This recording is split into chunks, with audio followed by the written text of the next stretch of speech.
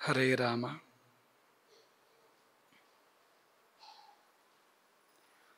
ಯಮಾಯ ಧರ್ಮರಾಜಾಯ ಮೃತ್ಯವೇ ಚಾಂತಕಾಯ ಚ ವೈವಸ್ವತಾಯ ಕಾಲಾಯ ಸರ್ವಭೂತಕ್ಷಯಾಯ ಚ ಔದುಂಬರಾಯ ದಧ್ನಾಯ ನೀಲಾಯ ಪರಮೇಷ್ಠಿನೇ ಮೃಗೋದರಾಯ ಚಿತ್ರಾಯ ಚಿತ್ರಗುಪ್ತಾಯ ವೈ ನಮೋ ನಮಃ.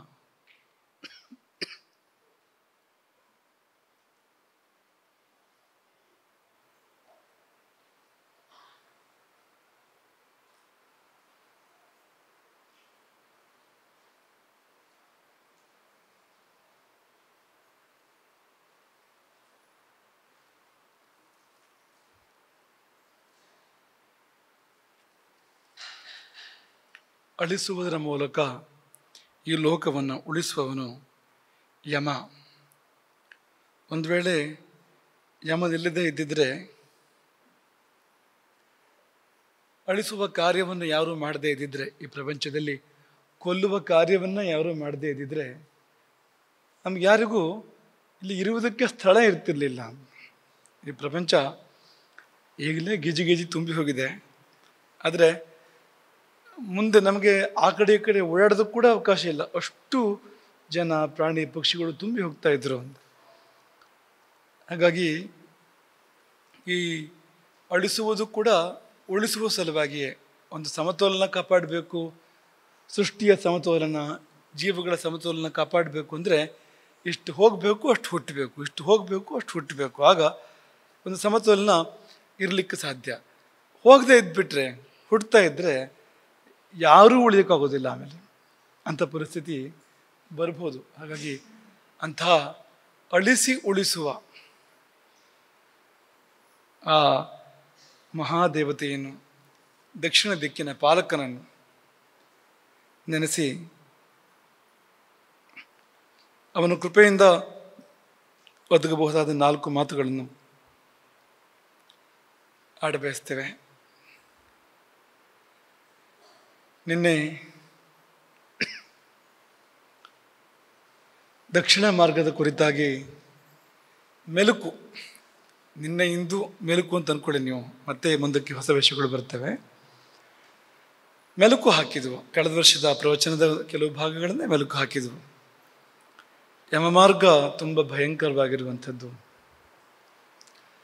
ನಾವದರ ಒಂದು ಚಿಕ್ಕ ಉದಾಹರಣೆ ಮಾತ್ರ ನೋಡಿದ್ದು, ಅದು ಪೂರ್ಣ ಅಲ್ಲ ಅದು. ಮತ್ತು ನಿನ್ನೆ ಹೇಳಿದಾಗ ನಿಜವಾದ ಯಾತ್ರೆ ನರಕಕ್ಕೆ ಹೋದ ಮೇಲೆ ಇದೆ, ಇದು ಪೀಠಕ್ಕೆ ಮಾತ್ರ.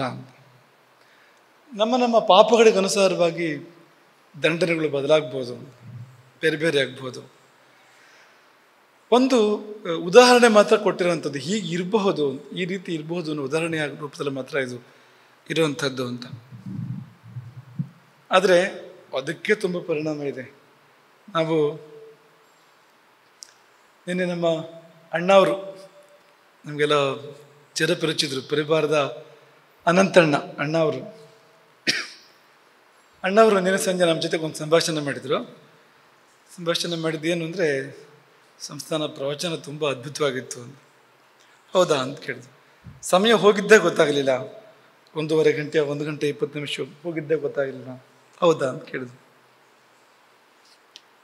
ನಮ್ಮದೆಲ್ಲ ಮುಂದೇನು ಕಥೆ ಅಂತ ಯೋಚನೆ ಶುರುವಾಗಿದೆ ಅಂದರು. ಆಮೇಲೆ ನಿಮಗೆಲ್ಲ ಯೋಚನೆ ಶುರುವಾಗಿರ್ಬೋದು, ನಮ್ಮದೆಲ್ಲ ಮುಂದೇನು ಕಥೆ ಅಂತ. ಅದು ಬರಬೇಕು ಆ ಯೋಚನೆ. ಆ ಯೋಚನೆ ಬಂದ ಮೇಲೆ ಜೀವನ ಸರಿಯಾದ ದಿಕ್ಕಿಗೆ ತಿರುಗಲಿಕ್ಕೆ ಸಾಧ್ಯ ಇದೆ ಅಂತ. ನಿಮ್ಮ ಕಥೆ ನೀವೇ ಬರೀತೀರಿ ಅಂತ. ನಿಮ್ಮ ಕಥೆಗೆ ಕಥೆಗಾರ ಯಾರು? ಯಾರೂ ಅಲ್ಲ, ನೀವೇ ನಿಮ್ಮ ಚಿತ್ರ ಬರೀತೀರಿ, ನೀವೇ ನಿಮ್ಮ ಕಥೆಯನ್ನು ಬರೀತೀರಿ, ನೀವೇ ತೀರ್ಮಾನ ಮಾಡ್ತೀರಿ ಯಾವ ಮಾರ್ಗದಲ್ಲಿ ನೀವು ಹೋಗುವವರು. ಯಮನೂರಿಗೆ ಹೋಗೋದಂತೂ ಇದ್ದೇ ಇದೆ, ಯಾವ ಮಾರ್ಗದಲ್ಲಿ ಹೋಗುವರು ಅನ್ನೋದನ್ನು ತೀರ್ಮಾನ ನೀವೇ ತಗೊಳ್ತೀರಿ, ನೀವೇ ಮಾಡ್ತೀರಿ. ಹಾಗಾಗಿ ನಿಮ್ಮ ಭವಿಷ್ಯ, ನೀವು ಹೇಗೆ ಬದುಕ್ತೀರಿ ಅನ್ನೋದು ಅದನ್ನು ನಿರ್ಣಯ ಮಾಡ್ತದೆ. ಆದರೆ ಹೇಗೆ ಒಂದು ಜೀವಕ್ಕೆ ಅದು ಚಿಂತೆಯನ್ನು ಉಂಟು ಮಾಡ್ತದೆ ಅನ್ನೋದನ್ನು ಒಂದು ಉದಾಹರಣೆ ರೂಪದಲ್ಲಿ ಹೇಳ್ತಾ ಇದ್ದಿದ್ದು. ಪರಿವಾರದಲ್ಲಿ ಒಬ್ಬರು ಅಣ್ಣ ಅವರು ಅಂತಿದ್ದಾರೆ, ಇನ್ನೊಬ್ಬರು ತಮ್ಮ ಅವರು ಅಂತಿದ್ದಾರೆ. ನಮ್ಮ ಭರತ, ನನಗೆ ಆ ಹೆಸರು ಇದೆ, ಭರತನದ್ದು ಬೇರೆಯೇ ಚಿಂತೆ. ಭರತನ ಚಿಂತೆ ಅಂದರೆ ಸಂಸ್ಥಾನ ಇಲ್ಲೇ ಇದ್ದು ಬಿಡೋದು ಒಳ್ಳೇದು. ನಾವು ಎಲ್ಲಿ ಭೂಲೋಕದಲ್ಲಿ ಕಾಯಂ ಇಲ್ಲೇ ಇದ್ದು ಬಿಡೋದು ಒಳ್ಳೇದು. ಈ ಕಟಕಟೆಯೇ ಬೇಡ. ಅದಕ್ಕೆ ವಿವೇಕನ ಒಗ್ಗರಣೆ. ಅದಕ್ಕೆ ಒಗ್ಗರಣೆ ಏನಂದ್ರೆ ಇಲ್ಲಿ ಇದ್ರೂ ಪ್ರಯೋಜನ ಏನೂ ಇಲ್ಲ, ವಯಸ್ಸಾಗ್ತಾ ಹೋಗ್ತಾ ಇರ್ತದೆ, ಮುಪ್ಪು ಹೆಚ್ಚಾಗ್ತಾ ಹೋಗ್ತಾ ಇರ್ತದೆ. ನಿನ್ನೆ ಸಂಸ್ಥಾನ ಹೇಳಿದ್ರಲ್ಲ ಕಥೆನ, ಮುಪ್ಪು ಬಂದಾಗ ಏನೆಲ್ಲ ಆಗ್ತದೆ ಅಂತ, ಇಲ್ಲಿ ಹಾಗಿರೋದು ಅಂತ. ಹೀಗೆ ಈಗ ನಮ್ಮ ಪರಿವಾರವೂ ಕೂಡ ಚಿಂತೆಗೀಡಾಗಿದೆ ಅಂತ. ಈ ನಿನ್ನೆ ಪ್ರವಚನ ಕೇಳಿದ ನಂತರ ಒಬ್ಬೊಬ್ರಿಗೆ ಒಂದೊಂದು ರೀತಿ ಯೋಚನೆಗಳು ಬರೋದಕ್ಕೆ ಆರಂಭ ಆಗಿದೆ ಅನ್ನೋದಕ್ಕೆ ನೆನಪು ಮಾಡ್ಕೊಂಡಿರೋಣ ಅಂತ. ಹಾಗೆ ಇನ್ನೊಂದು ವಿಚಿತ್ರ ಪ್ರಶ್ನೆ, ಈಗ ತೀರಿಕೊಂಡವರಿಗೆ ಪಿಂಡ ತರ್ಪಣ ಕೊಡದೇ ಇದ್ದರೆ ಅವರು ತುಂಬ ಕಷ್ಟಪಡ್ತಾರಲ್ವಾ. ಈಗ ಮೊದಲ 10 ದಿನಗಳಲ್ಲಿ, ಆ 9 ದಿನಗಳಲ್ಲಿ ಪಿಂಡ ಕೊಡದೇ ಇದ್ದರೆ ಅವಯವಗಳೇ ಇರೋದಿಲ್ಲ ಅವರಿಗೆ. ಯಾವುದನ್ನೇ ಪಿಂಡ ಕೊಟ್ಟಿಲ್ಲೋ ಆ ಒಂದು ಅವಯವ ಇಲ್ಲ ಅಂತ ಆಗ್ತದೆ, ವಿಕಲಾಂಗರಾಗ್ತಾರೆ ಅವರು. ಯಾವುದನ್ನೂ ಪಿಂಡ ಕೊಡಿದ್ರೆ ಎಲ್ಲಿಗೂ ಹೋಗೋಕೆ ಆಗೋದಿಲ್ಲ ಅವರಿಗೆ, ಮುಂದಿನ ಗತಿಯೇ ಸಿಕ್ಕೋದಿಲ್ಲ ಅಂತ. ಹಾಗೆ ಇರಬೇಕಾಗ್ತದೆ ಅವರು ಅಂತ. ಇನ್ನು ಹೊರಟ ಮೇಲೆ 86,000 ಯೋಜನೆಗಳ ಪ್ರಯಾಣ ತುಂಬ ಕಷ್ಟಕರವಾಗಿರುವಂಥದ್ದು, ತುಂಬ ನೋವು ವೇದನೆ ಇರುವಂಥದ್ದು. ಮಧ್ಯೆ ಮಧ್ಯೆ ಆ 16 ನಗರಗಳಲ್ಲಿ ವಿಶ್ರಾಂತಿ. 16 ನಗರಗಳೂ ಕಷ್ಟದ ನಗರಗಳೇ, ಹೆಸರುಗಳೇ ಆಗಿದೆ ಅಲ್ವಾ. ದುಃಖದ ಒಂದು ನಗರದ ಹೆಸರದು. ಏನು ಅರ್ಥ ಅದಕ್ಕೆ? ದುಃಖ ಕೊಡುವಂಥದ್ದು ಅಂತ. ಬಹುಭೀತಿಪುರ ಹೆಸರೇ ಆಗಿದೆ ಅದರದ್ದು ಅಂತ. ಶೀತಾಢ್ಯ ಹೆಸರೇ ಹೇಳ್ತದೆ ಅಂತ, ಅಲ್ಲಿ ಏನಿದೆ ಅಲ್ಲಿ ಅಂತ ಅನ್ನೋದನ್ನು. ಹಾಗಾಗಿ ಆ ವಿಶ್ರಾಂತಿ ಸ್ಥಾನಗಳು ಅಂತ ಏನಿದೆಯೋ ಅಲ್ಲಿಯೂ ಸುಖ ಏನೂ ಇಲ್ಲ. ಅದರ ಒಂದು ಅವಕಾಶ ಏನಿದೆ ಅಲ್ಲಿ ಅಂದರೆ, ಇಲ್ಲಿಂದ ಸಲ್ಲುವ ಪಿಂಡ ತರ್ಪಣ ಅಂದರೆ ಅನ್ನ ನೀರುಗಳು ಇಲ್ಲಿಂದ ಏನು ಸಲ್ತವೋ ಅದನ್ನು ಭುಜಿಸಲಿಕ್ಕೆ ಅವಕಾಶ ಇದೆ ಅಲ್ಲಿ. ಮಧ್ಯದಲ್ಲಿ ಅವಕಾಶವೂ ಕೂಡ ಇಲ್ಲ. ಅಲ್ಲಿ ಪುರಾಣಗಳಲ್ಲಿ ಅದೇ ಅಂಥ ಉಲ್ಲೇಖಗಳೇ ಇದೆ. ಅಲ್ಲಿ ಸೌಮ್ಯಪುರ ಅಂತ ಮೊದಲನೇ ನಗರ, ಅಲ್ಲೊಂದು ಅಶ್ವತ್ಥ ಮರ, ಆಲದ ಮರ ಇದೆ ಅಲ್ಲಿ ಅಂತ, ಅದರ ನೆರಳಲ್ಲಿ ಕೊಂಚ ವಿಶ್ರಾಂತಿ ಅಂತ. ಆ ಸಮಯದಲ್ಲಿ ಯಮದೂತರು ಜೀವನನ ಕುರಿತು ಹೇಳ್ತಾರೆ, ನೀನೆಲ್ಲ ಇಂಥ ಅನರ್ಥಗಳನ್ನು ಮಾಡ್ಕೊಂಡು ಬಂದೆ, ಇಲ್ಲಿಗೆ ಬೆಳೆದಿರೋ ಕೆಲಸಗಳನ್ನ, ಎಂಥ ಜಾಗಕ್ಕೆ ಬಂದೆ, ನಿನ್ನ ಜೊತೆಗೆ ಇಲ್ಲಿ ಯಾರೂ ಇಲ್ಲ, ಅಪ್ಪ ಅಮ್ಮ ಅಣ್ಣ ತಮ್ಮ ಅಕ್ಕ ತಂಗಿ ಸ್ನೇಹಿತರು ಬಂಧು ಬಳಗ ಯಾರ್ಯಾರೂ ಇಲ್ಲ, ಹೋಗಲಿ ಏನಾದರೂ ಅಂಗಡಿಯಿಂದ ಖರೀದಿ ಮಾಡಿ ತಂದು ತಿನ್ನೋಣ ಏನಾರು ಅಂತಂದರೆ ಅಂಥದ್ದು ಯಾವುದೂ ಇಲ್ಲ ಇಲ್ಲಿ ಅಂತ. ಈ ದುಡ್ಡು ನಡೆಯೋದಿಲ್ಲ ಅಲ್ಲಿಗೆ, ಇಲ್ಲಿ ದುಡ್ಡು ನಡೆಯೋದಿಲ್ಲ, ನಡೆದ್ರೂ ತಗೊಂಡು ಹೋಗೋಕ್ಕಾಗೋದಿಲ್ಲ. ದುಡ್ಡನ್ನು ತಗೊಂಡು ಹೋದರೂ ಕೂಡ ಸುಮ್ಮನೆ ಮಾತಿಗೆ, ಅಲ್ಲಿ ಏನೂ ಇಲ್ಲ ಅಂತ. ಅನ್ನಛತ್ರವೂ ಇಲ್ಲ, ಅನ್ನ ಮಾರುವ ಕೇಂದ್ರಗಳು ಕೂಡ ಇಲ್ಲ, ಏನು ಬೇಕು ಅಂದ್ರೂ ಕೂಡ ನೀನು ಸಿಗೋದಿಲ್ಲ ಅಂತ ಅಲ್ಲಿ. ಹಾಗಾಗಿ ಇಲ್ಲಿಂದ ಕೊಟ್ಟಿದ್ದು ಮಾತ್ರ ಉಂಟು, ಅದು ಅವನವರು, ಅವನ ಮಕ್ಕಳು ಮೊಮ್ಮಕ್ಕಳು ಅವರಿಗೇನು ಅವನ ಪೀಳಿಗೆಯವರು ಕೊಡಬೇಕಲ್ಲ, ಹಾಗೆ ಕೊಟ್ಟಿದ್ದು ಮಾತ್ರ ಉಂಟು ಅವನಿಗೆ. ಕೊಡದೇ ಇದ್ರೆ ಅದು ಇಲ್ಲ. ಆಗ ಒಂದು ಈಗಿನ ಕಾಲಕ್ಕೆ ಸರಿಯಾಗುವ ಒಂದು ಪ್ರಶ್ನೆ ಅದಕ್ಕೆ. ಈಗ ನಮ್ಮ ಅಪ್ಪ ಬಹಳ ಕೆಟ್ಟವನು ಅಂತ ಅಂದ್ಕೊಳ್ಳಿ, ಜೀವನ ಇಡೀ ತುಂಬ ಕಾಟ ಕೊಟ್ಟಿದ್ದಾನೆ, ಆಸ್ತಿಲಿ ಸರಿ ಪಾಲು ಕೊಟ್ಟಿಲ್ಲ, ಪಕ್ಷಪಾತ ಮಾಡಿದ್ದಾನೆ, ಇನ್ನೇನೂ ತೊಂದರೆ ಮಾಡಿದ್ದಾನೆ ನಮಗೆ, ಭಾಳ ಕೆಟ್ಟವನು. ಅಪ್ಪನಿಗೆ ಹದ ಹಾಕೋದಕ್ಕೊಂದು ಒಳ್ಳೆ ಅವಕಾಶ ಅಲ್ವಾ. ಪಿಂಡ ಕೊಡದೇ ಇದ್ರೆ ಎಲ್ಲಿ ಹೋಗ್ತಾನೆ ಅಪ್ಪ, ತರ್ಪಣ ಕೊಡದೇ ಇದ್ರೆ ಅಲ್ಲಿ ಪ್ರತೀಕಾರ ಮಾಡೋದು ಅಪ್ಪನಿಗೆ ಅಂತ. ಹೇಗೆ ಯಾವುದಾದ್ರೂ ಮಕ್ಕಳು, ಈಗ ಎಷ್ಟೋ ಮಕ್ಕಳಿಗೆ ದ್ವೇಷ ಇರ್ತದೆ ಅಪ್ಪನ ಮೇಲೆ, ಅಪ್ಪ ಮಕ್ಕಳ ಮಧ್ಯೆ ಅಂಥ ವಾತಾವರಣ ಇರ್ತದೆ. ನಮ್ಮ ಶರ್ಮರು ಇವತ್ತೊಂದು ಉದಾಹರಣೆ ಹೇಳ್ತಾ ಇದ್ರು, ಯಾರೋ ಒಬ್ಬರು ಸನ್ಯಾಸ ತಗೊಂಡ್ರು ಅಂತ, ಗೊತ್ತೆರಡೇ ಒಬ್ಬರು ಸನ್ಯಾಸ ತಗೊಂಡ್ರು. ಯಾಕೆ ಸನ್ಯಾಸ ತಗೊಂಡ್ರು ಅಂದರೆ ಮಕ್ಕಳಿಗೊಬ್ರಿಗೂ ಆಗೋದೇ ಇಲ್ಲ, ಈ ಮಕ್ಕಳು ಹೇಗೂ ನಂಗೆ ಏನೂ ಮಾಡೋದಿಲ್ಲ ಅಂತ, ಮುಂದಕ್ಕೆ ಪುತ್ರಕ್ರಿಯೆನೋ ಶ್ರಾದ್ದನೋ ಏನೂ ಮಾಡೋದಿಲ್ಲ ಅಂತ ಆತ್ಮಶ್ರಾದ್ದ ಮಾಡ್ಕೊಳ್ಳೋ ಅವಕಾಶ ಇದೆ ಸನ್ಯಾಸದಲ್ಲಿ. ತಮಗೆ ತಾವೇ ಶ್ರಾದ್ದ ಮಾಡ್ಕೊಂಡು ಸನ್ಯಾಸ ತಗೊಳ್ಳೋವಂಥದ್ದು. ಇದೀಗ ಸನ್ಯಾಸ ಇಲ್ಲ ಅಂತ, ಆತ್ಮಶ್ರಾದ್ದ ಅಂತ ಒಂದು ಘಟ್ಟ ಇದೆ ಸನ್ಯಾಸದಲ್ಲಿ. ಮಾಡ್ಕೊಂಡು ನಾವೇ ನಮಗೆ ಮಾಡ್ಕೊಂಡು ಸನ್ಯಾಸಕ್ಕೆ ಹೋಗ್ಬಿಡೋದು ಅಂತ ಅವ್ರು ಸನ್ಯಾಸಕ್ಕೆ ಹೋದರು ಅಂತ ಹೇಳ್ತಾ ಇದ್ರು. ಇಂಥ ಪ್ರಕರಣಗಳಿದೆ ಬೇಕಾದಷ್ಟು ಅಂತ. ಹಾಗೆ ಬೇಕು ಅಂತ ಒಂದು ವೇಳೆ ಪಿಂಡ ಕೊಡದೇ ಇದ್ರೆ, ತರ್ಪಣ ಕೊಡದೇ ಇದ್ರೆ, ಶ್ರಾದ್ದ ಮಾಡದೇ ಇದ್ರೆ ಏನು ಆಗ ಅನ್ನೋ ಪ್ರಶ್ನೆಗೆ ಉತ್ತರ ಏನು ಅಂದರೆ, ಅಲ್ಲಿ ಏನಾಗ್ತದೋ ಅದು ಪ್ರತಿಫಲನ ಇಲ್ಲಾಗ್ತದೆ. ಈಗ ಗತಿಸಿ ಹೋದವನು, ಅವನಿಗೆ ಇಲ್ಲಿಂದ ಪಿಂಡ ತರ್ಪಣ ಸಿಕ್ಕಿದ್ರೆ, ಜಲ ಅಥವಾ ಅನ್ನ ಇಲ್ಲಿಂದ ಸಿಕ್ಕಿದ್ರೆ ಒಂದು ಆ ಘೋರ ಕಷ್ಟದ ಮಧ್ಯೆ ಒಂದು ತೃಪ್ತಿ ಆಗ್ತದಂತವನಿಗೆ. ಆ ಜೀವಕ್ಕೆ ಕ್ಷಣಕಾಲ ನೀರು ಸಿಕ್ಕಿದಾಗ ಅಥವಾ ಆಹಾರ ಸಿಕ್ಕಿದಾಗ ಒಂದು ವಿಲಕ್ಷಣ ತೃಪ್ತಿ, ಅಮೃತ ತುಲ್ಯವಾಗಿರುವಂಥ ತೃಪ್ತಿ ಆಗ್ತದಂತೆ ಒಂದು ಕ್ಷಣ ಆ ಕಷ್ಟ ಕೋಟರಗಳ ಮಧ್ಯದಲ್ಲಿ. ಅದಾಯಿತು ಅಂದರೆ ಇಲ್ಲಿ ಇರುವವರಿಗೆ ತುಂಬ ಒಳ್ಳೆಯದಾಗ್ತದೆ. ಅದರ ಫಲ ಇಲ್ಲಿ ಇರುವವರಿಗೆ ತುಂಬ ದೊಡ್ಡ ರೀತಿಯಿಂದ ಸಿಗ್ತದೆ. ಅದಾಗದೇ ಇದ್ದರೆ ಅವನೇನು ವೇದನೆ ಪಡ್ತಾ ಇರ್ತಾನೋ, ಏನು ಕಷ್ಟಪಡ್ತಾ ಇರ್ತಾನೋ ಅದರ ಪ್ರತಿಫಲನ ಇಲ್ಲಾಗ್ತದೆ. ಅಂದರೆ ಇಲ್ಲೂ ಏನೇನೋ ತೊಂದರೆಗಳು ಬರಲಿಕ್ಕೆ ಆರಂಭ ಆಗ್ತವೆ, ಕಷ್ಟಗಳು ಬರಲಿಕ್ಕೆ ಆರಂಭ ಆಗ್ತವೆ.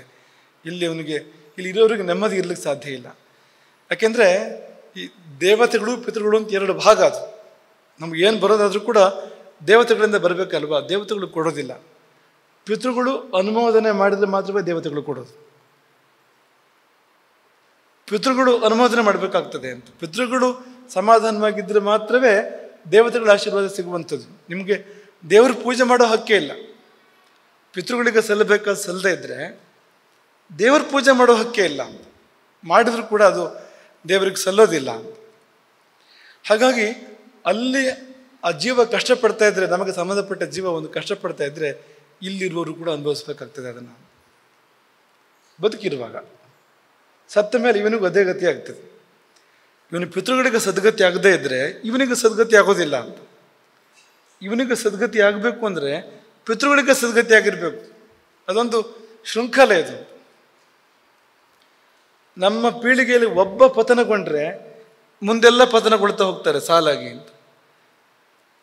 ಹಾಗಾಗಿ ನಾವು ಬದುಕಿರುವಾಗ ಯಾರೂ ಪೂರ್ವಜರು ಅವರು ಪತನಗೊಂಡವರು ಉದ್ಧಾರ ಆಗುವಂತೆ ನೋಡ್ಕೋಬೇಕು. ಅವಕಾಶಗಳಿದೆ, ಅದಕ್ಕೆ ಬೇಕಾದಷ್ಟು ಅವಕಾಶಗಳಿದೆ. ಬದುಕಿರುವಾಗ ಪಿತೃಗಳನ್ನು ಉದ್ಧಾರ ಮಾಡ್ಬೋದು. ನಾವು ಮಾಡದೇ ಇದ್ದರೆ ಅದೇ ಗತಿ ನಮಗಿದೆ ಮುಂದೆ, ಅದೇ ಗತಿ ನಮಗಿದೆ ಮುಂದೆ. ಹಾಗೆ ದೈವಜ್ಞರು ಅಷ್ಟಮಂಗಲ ಪ್ರಶ್ನೆ ಮಾಡುವಾಗ ಅವು ಗತಿ ಸಿಗದ ಚೇತನಗಳನ್ನು ಲೆಕ್ಕ ಹಾಕ್ತಾರೆ, ಇಂತಿಷ್ಟು ಅಂತ.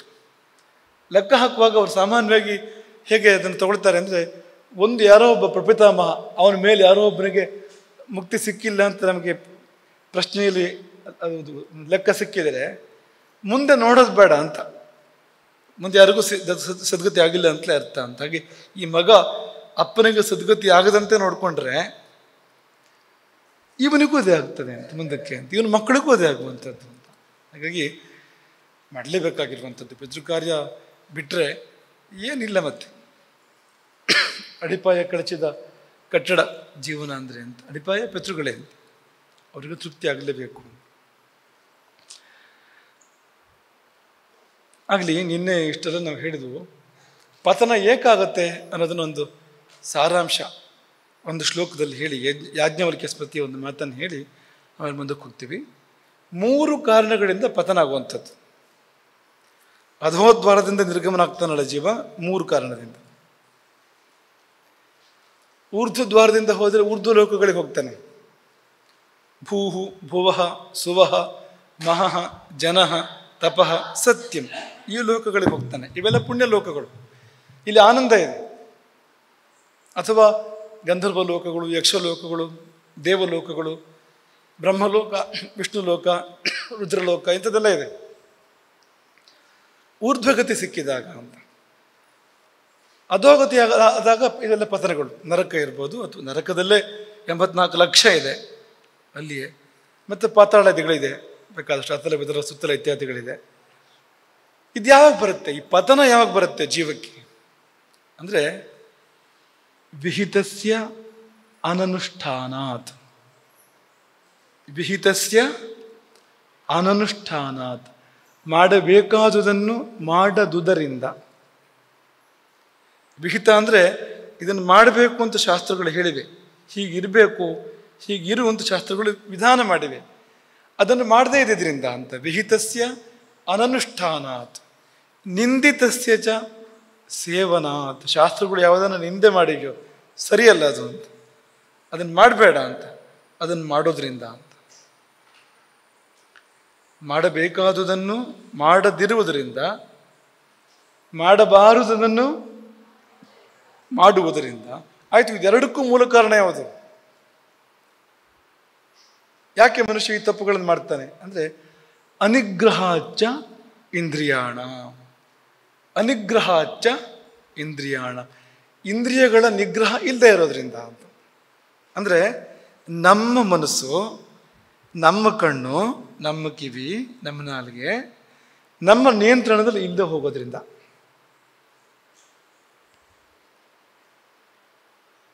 ಮನಸ್ಸಿಗೆ ಬಂತ? ಈಗ ತಿನ್ನಬಾರದು ಒಂದು ವಸ್ತು ಗೊತ್ತು ನಮಗೆ, ಆದರೆ ನಾಲ್ಗೆ ತಿನ್ನು ತಿನ್ನು ತಿನ್ನು ಅಂತ ಅದನ್ನ ಪ್ರಚೋದನೆ ಮಾಡಿದ್ರೆ ತಿಂದ್ಬಿಡ್ತೇವೆ ನಾವು ಅದನ್ನ ಅಂತ. ಆಗಿದ್ದೇನಲ್ಲಿ ಅಂದರೆ ಅನಿಗ್ರಹಾಚ ಇಂದ್ರಿಯಾಣ, ನಾಲ್ಗೆ ಮೇಲೆ ಹತೋಟಿ ಇಲ್ಲ, ಪರಿಣಾಮವಾಗಿ ತಿನ್ನಬಾರದುದನ್ನು ತಿಂದ, ಪತನಗೊಂಡ. ನಾಲ್ಗೆ ಮೇಲೆ ಹತೋಟಿ ಇಲ್ಲ, ಆಡಬಾರದುದನ್ನು ಆಡಿದ, ಗುರುಗಳಿಗೋ ಹಿರಿಯರಿಗೋ ಆಡಬಾರದ ಕೆಟ್ಟ ಮಾತನ್ನು ಆಡಿದ, ಅವರಿಗೆ ನೋವಾಯಿತು. ನೋವೇ ಶಾಪ, ಶಾಪ ಪ್ರತ್ಯೇಕ ಕೊಡಬೇಕಾಗಿಲ್ಲ, ಕೊಟ್ಟರಂತೂ ಮತ್ತೆ ಕೇಳಲೇಬೇಕಾಗಿಲ್ಲ, ಪತನ ಆಯಿತು. ಇದೇ ಕಾರಣ ಅಂತ. ಹಾಗಾಗಿ ಅನಿಗ್ರಹಾಚ ಇಂದ್ರಿಯಾಣ, ನಿಮಗೆ ನಿಮ್ಮ ಮೇಲೆ ಹತೋಟಿ ಬೇಕು. ಬೇರೆಯವ್ರ ಮೇಲೆ ಹತೋಟಿ ಸಾಧನೆ ಮಾಡೋಕ್ಕೆ ಪ್ರಯತ್ನ ಮಾಡ್ತಾ ಇರ್ತೀವಿ ನಾವು ಜೀವನ ಇಡೀ. ಈ ನಮ್ಮ ಹೆಂಡತಿ ನಾವು ಹೇಳಿದ್ದನ್ನು ಕೇಳೋದಿಲ್ಲ, ನಮ್ಮ ಮಕ್ಕಳು ನಾವು ಹೇಳಿದ್ದನ್ನು ಕೇಳೋದಿಲ್ಲ, ನಮ್ಮ ಆಳುಗಳು ನಾವು ಹೇಳಿದ್ದನ್ನು ಕೇಳೋದಿಲ್ಲ. ಆಯಿತು, ನಿನ್ನ ಕಣ್ಣು ಕಿವಿ ನೀ ಹೇಳಿದ್ದನ್ನು ಕೇಳುತ್ತಾ ಮೊದಲು, ಅಲ್ಲಿಂದ ಶುರು ಮಾಡು, ಆಮೇಲೆ ಉಳಿದಿದ್ದೆಲ್ಲ ತಾನೇ ಸರಿಯಾಗತ್ತೆ. ಮನುಷ್ಯ ಜೀವನ ಇಡೀ ಇನ್ನೊಬ್ಬರ ಮೇಲೆ ಹತೋಟಿ ಸಾಧನೆ ಮಾಡೋದಕ್ಕೆ ಪ್ರಯತ್ನ ಮಾಡೋದು, ಆದರೆ ತನ್ನ ಮೇಲೆ ಹತೋಟಿ ಸಾಧನೆ ಮಾಡಬೇಕು ಅಂತ. ತನ್ನ ಶರೀರ ತಾನು ಹೇಳಿದ್ದನ್ನು ಕೇಳಬೇಕು, ತನ್ನ ಮನಸ್ಸು ತನ್ನ ಇಂದ್ರಿಯಗಳು ತಾನು ಹೇಳಿದ್ದನ್ನು ಕೇಳಬೇಕು, ಆಗ ಅವನು ತಪ್ಪು ಮಾಡೋದಿಲ್ಲ. ಲೋಭದಿಂದಲೇ ಪಾಪವನ್ನು ಮಾಡುವಂಥದ್ದು, ಲೋಭವೇ ಪಾಪಕ್ಕೆ ಮುಖ್ಯ ಕಾರಣ ಅಂತ ಶಾಸ್ತ್ರ ಹೇಳ್ತದೆ. ದುರ್ಯೋಧನ ಪಾಪ ಮಾಡಿದ ಕಾರಣ ಏನು? ರಾಜ್ಯದ ಲೋಭ ಅಂತ. ಅರ್ಧ ರಾಜ್ಯ ಪಾಂಡವರಿಗೆ ಕೊಡೋಕೆ ಮನಸ್ಸಿಲ್ಲ, ಅವ್ರ ಪಾಲಿನ ರಾಜ್ಯವು ತನಗೇ ಬೇಕು ಅಂತ, ಲೋಭ ಅಂತ ಹೆಸರು ಇದಕ್ಕೆ. ಪಾಪ ನೆನ್ಪಿಟ್ಕೊಳ್ಳಿ, ಪಾಪಕ್ಕೆ ಲೋಭವೇ ಮೂಲ. ಎಲ್ಲ ಪಾಪಗಳು ಲೋಭದಿಂದಲೇ ಆಗ್ತವೆ. ಲೋಭವನ್ನು ಬಿಡಬೇಕು, ಲೋಭವನ್ನು ಗೆಲ್ಲಬೇಕು ನಾವು ಮೊದಲು. ರಾವಣ ಇಂಥ ಅನ್ಯಾಯ ಮಾಡಿದ, ಅಕಾರ್ಯಗಳನ್ನು ಮಾಡಿದ. ಯಾಕೆ ಮಾಡಿದ? ಲೋಭವೇ. ಸೀತೆಯನ್ನು ಬಯಸಿದ. ಹೇಗೆ ಪಾಂಡವರ ರಾಜ್ಯವನ್ನು ದುರ್ಯೋಧನ ಬಯಸಿದನೋ ಹಾಗೆ ರಾಮನ ಮಡದಿಯನ್ನು ರಾವಣ ಬಯಸಿದ. ಲೋಭ ಅದು ಅಂತ. ನೀವು ಎಲ್ಲಿಂದ ಎಲ್ಲಿಗೆ ಹೋಗಿ ಇದೇ ಇರೋದು ಅಂತ. ಪ್ರತಿಕ್ರಿಯೆ ಏನು? ಲೋಭದಿಂದ ಪಾಪ ಬರುತ್ತೆ. ಬಂದ ಪಾಪ ಹೋಗೋದು ಹೇಗೆ? ದಾನದಿಂದ. ಲೋಭ ದಾನ. ಲೋಭದಿಂದ ಪಾಪ ಬರುವಂಥದ್ದು, ದಾನದಿಂದ ಪಾಪ ಹೋಗುವಂಥದ್ದು ಅಂತ. ಲೋಭಕ್ಕೆ ನೇರ ಪ್ರತಿಕ್ರಿಯೆ ದಾನ ಅಂದರೆ ಅಂತ, ಪ್ರತ್ಯಕ್ಷ ಪ್ರತಿಕ್ರಿಯೆ, ನೇರ ಪ್ರತಿಕ್ರಿಯೆ ಅಂತ. ಲೋಭದಲ್ಲಿ ಇಟ್ಕೊಳ್ಳೋಕ್ಕೆ ಪ್ರಯತ್ನ ಮಾಡ್ತಾನೆ, ದಾನದಲ್ಲಿ ಬಿಟ್ಟು ಕೊಡ್ತಾನೆ, ಬೇಕಾದ್ದನ್ನು ಕೂಡ ಬಿಟ್ಟುಕೊಡ್ತಾನೆ ಅಂತ. ಈ ಮೂರು ಕಾರಣಗಳು. ಮಾಡಬೇಕು ಅಂತ ಶಾಸ್ತ್ರ ಹೇಳಿದ್ದನ್ನು ಮಾಡಲಿಲ್ಲ, ಮಾಡಬೇಡ ಅಂತ ಶಾಸ್ತ್ರ ಹೇಳಿದ್ದನ್ನು ಮಾಡಿದೆ, ಇಂದ್ರಿಯಗಳ ಮೇಲೆ ಹತೋಟಿ ಇಟ್ಕೊಳ್ಳಿಲ್ಲ. ಈ ಮೂರಲ್ಲಿ ಯಾವುದಿದೆ ನೋಡ್ಕೊಳ್ಳಿ. ಇದಿದೆ ಅಂದರೆ ಪಾಪ ಬಂತು ಅಂತ ಲೆಕ್ಕ. ನೇರವಾಗಿ ಕೂತ್ಕೊಳ್ಳಿ ಒಮ್ಮೆ ಎಲ್ಲರೂ ಕೂಡ, ನೇರವಾಗಿ ಕೂತ್ಕೊಳ್ಳಿ ಎಲ್ಲರೂ.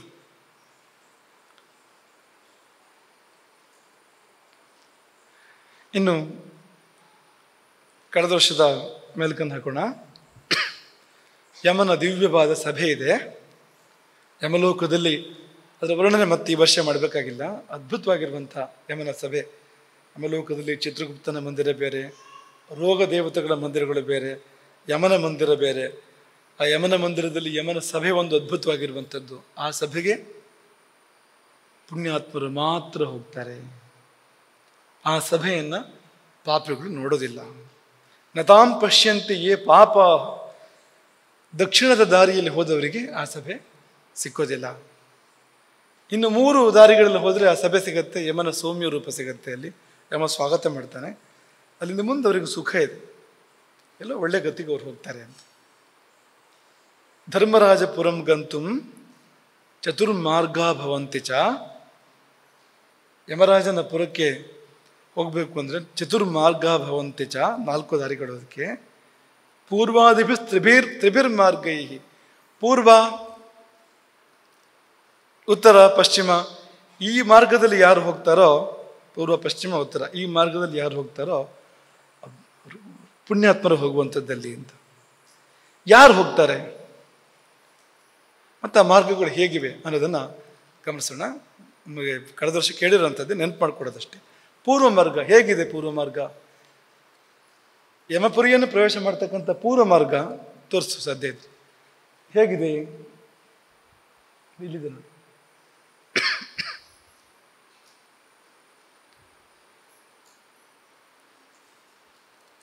ಅಲ್ಲಿ ಎಲ್ಲ ಭೋಗಗಳು ಇದೆ. ಎಲ್ಲ ಒಂದೇ ಮಾತ್ರ ಹೇಳ್ಬಿಟ್ರು, ನೀವು ಇಲ್ಲಿ ಅನುಭವಿಸದ ಎಲ್ಲ ಸುಖಗಳು ಆ ದಾರಿಯಲ್ಲಿದೆ. ಪಾರಿಜಾತದ ನೆರಳಿದೆ, ರತ್ನಗಳ ಅಲಂಕಾರ ಇದೆ, ವಿಮಾನಗಳು, ವಿಮಾನ ಗಣ. ಅಲ್ಲಿ ನೀವು ವಿಮಾನದಲ್ಲಿ ಹೋಗ್ಬೋದು, ನಡ್ಕೊಂಡು ಹೋಗೋದಲ್ಲ, ದಿವ್ಯ ವಿಮಾನ.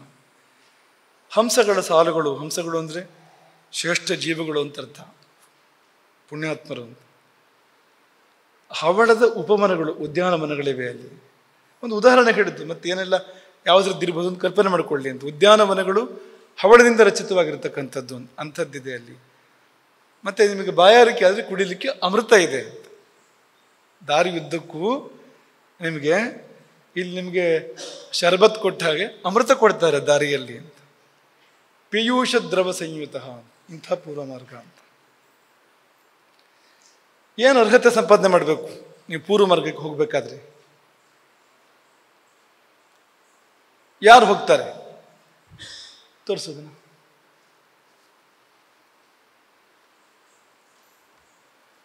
ಪೂರ್ವ ಮಾರ್ಗ ಯಾರಿಗೆ ಲಭ್ಯ ಅಂತ? ಬ್ರಹ್ಮರ್ಷಿಗಳಿಗೆ ಲಭ್ಯ, ರಾಜರ್ಷಿಗಳಿಗೂ ಲಭ್ಯ. ರಾಜರ್ಷಿ ಅಂದರೆ ಯಾರು? ರಾಜನಾಗಿಯೂ ಕೂಡ ಋಷಿಯ ಯೋಗ್ಯತೆ ಸಂಪಾದನೆ ಮಾಡ್ತಾನೆ. ಯಾಕೆಂದರೆ ಋಷಿಗಳನ್ನು ರಕ್ಷಣೆ ಮಾಡ್ತಾನೆ ರಾಜ. ಅವರು ತಮ್ಮ ತಪಸ್ಸಿನ ಒಂದು ಭಾಗವನ್ನು ಕರವಾಗಿ, ಸುಂಕವಾಗಿ ಕೊಡ್ತಾರೆ ದೊರೆಗೆ ಅಂತ. ತಪಶ್ಷಡ್ಭಾಗಮಕ್ಷಯ್ಯಂ ತದತ್ಯಾರಣ್ಯಕಾಹಿನಃ. ಈಗ ವ್ಯಾಪಾರಿನ ರಾಜ ರಕ್ಷಣೆ ಮಾಡ್ತಾನೆ, ವ್ಯಾಪಾರಿ ಹಣದ ರೂಪದಲ್ಲಿ ಸುಂಕ ಕೊಡ್ತಾನೆ. ಋಷಿಗಳು, ತಪಸ್ವಿಗಳು ತಮ್ಮ ತಪಸ್ಸಿನಲ್ಲೇ ಒಂದು ಭಾಗ ಕೊಡ್ತಾರೆ. ಅದೆಲ್ಲ ಸೇರಿದರೆ ಇವನು ರಾಜರ್ಷಿ ಆಗ್ತಾನೆ ತಾನಾಗಿ ಅಂತ.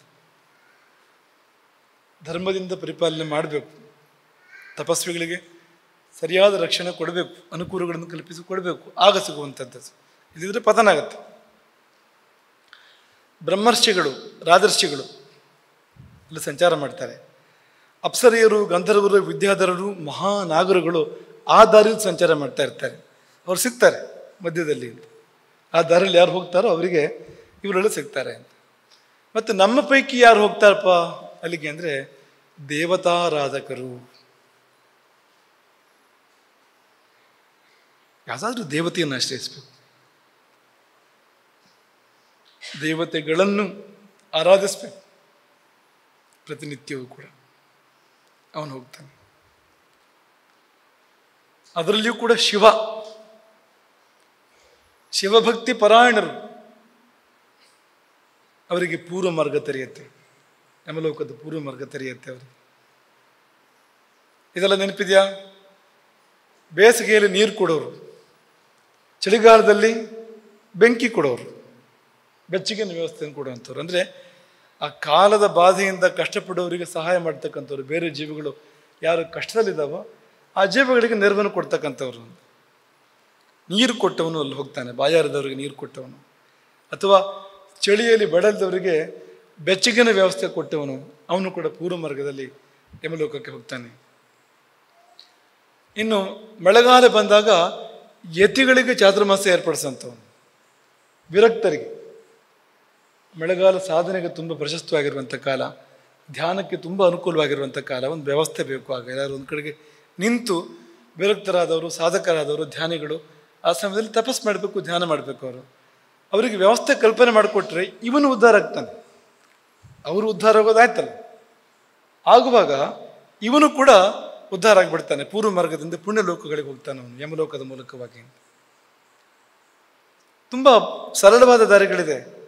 ನೊಂದವರಿಗೆ ಸಾಂತ್ವನ ಹೇಳೋರು, ನೊಂದವರು ಕಣ್ಣೀರು ಒರೆಸುವಂಥವ್ರು. ಅವರಿಗೇನು ಮಾಡೋಕ್ಕೆ ಸಾಧ್ಯ ಆಗದೇ ಇದ್ರೂ ಕೂಡ ಒಂದು ಒಳ್ಳೆ ಮಾತು ಹೇಳಿ ಸಮಾಧಾನ ಮಾಡುವಂಥವ್ರು, ಕಣ್ಣೀರು ಹಾಕೋರಿಗೆ.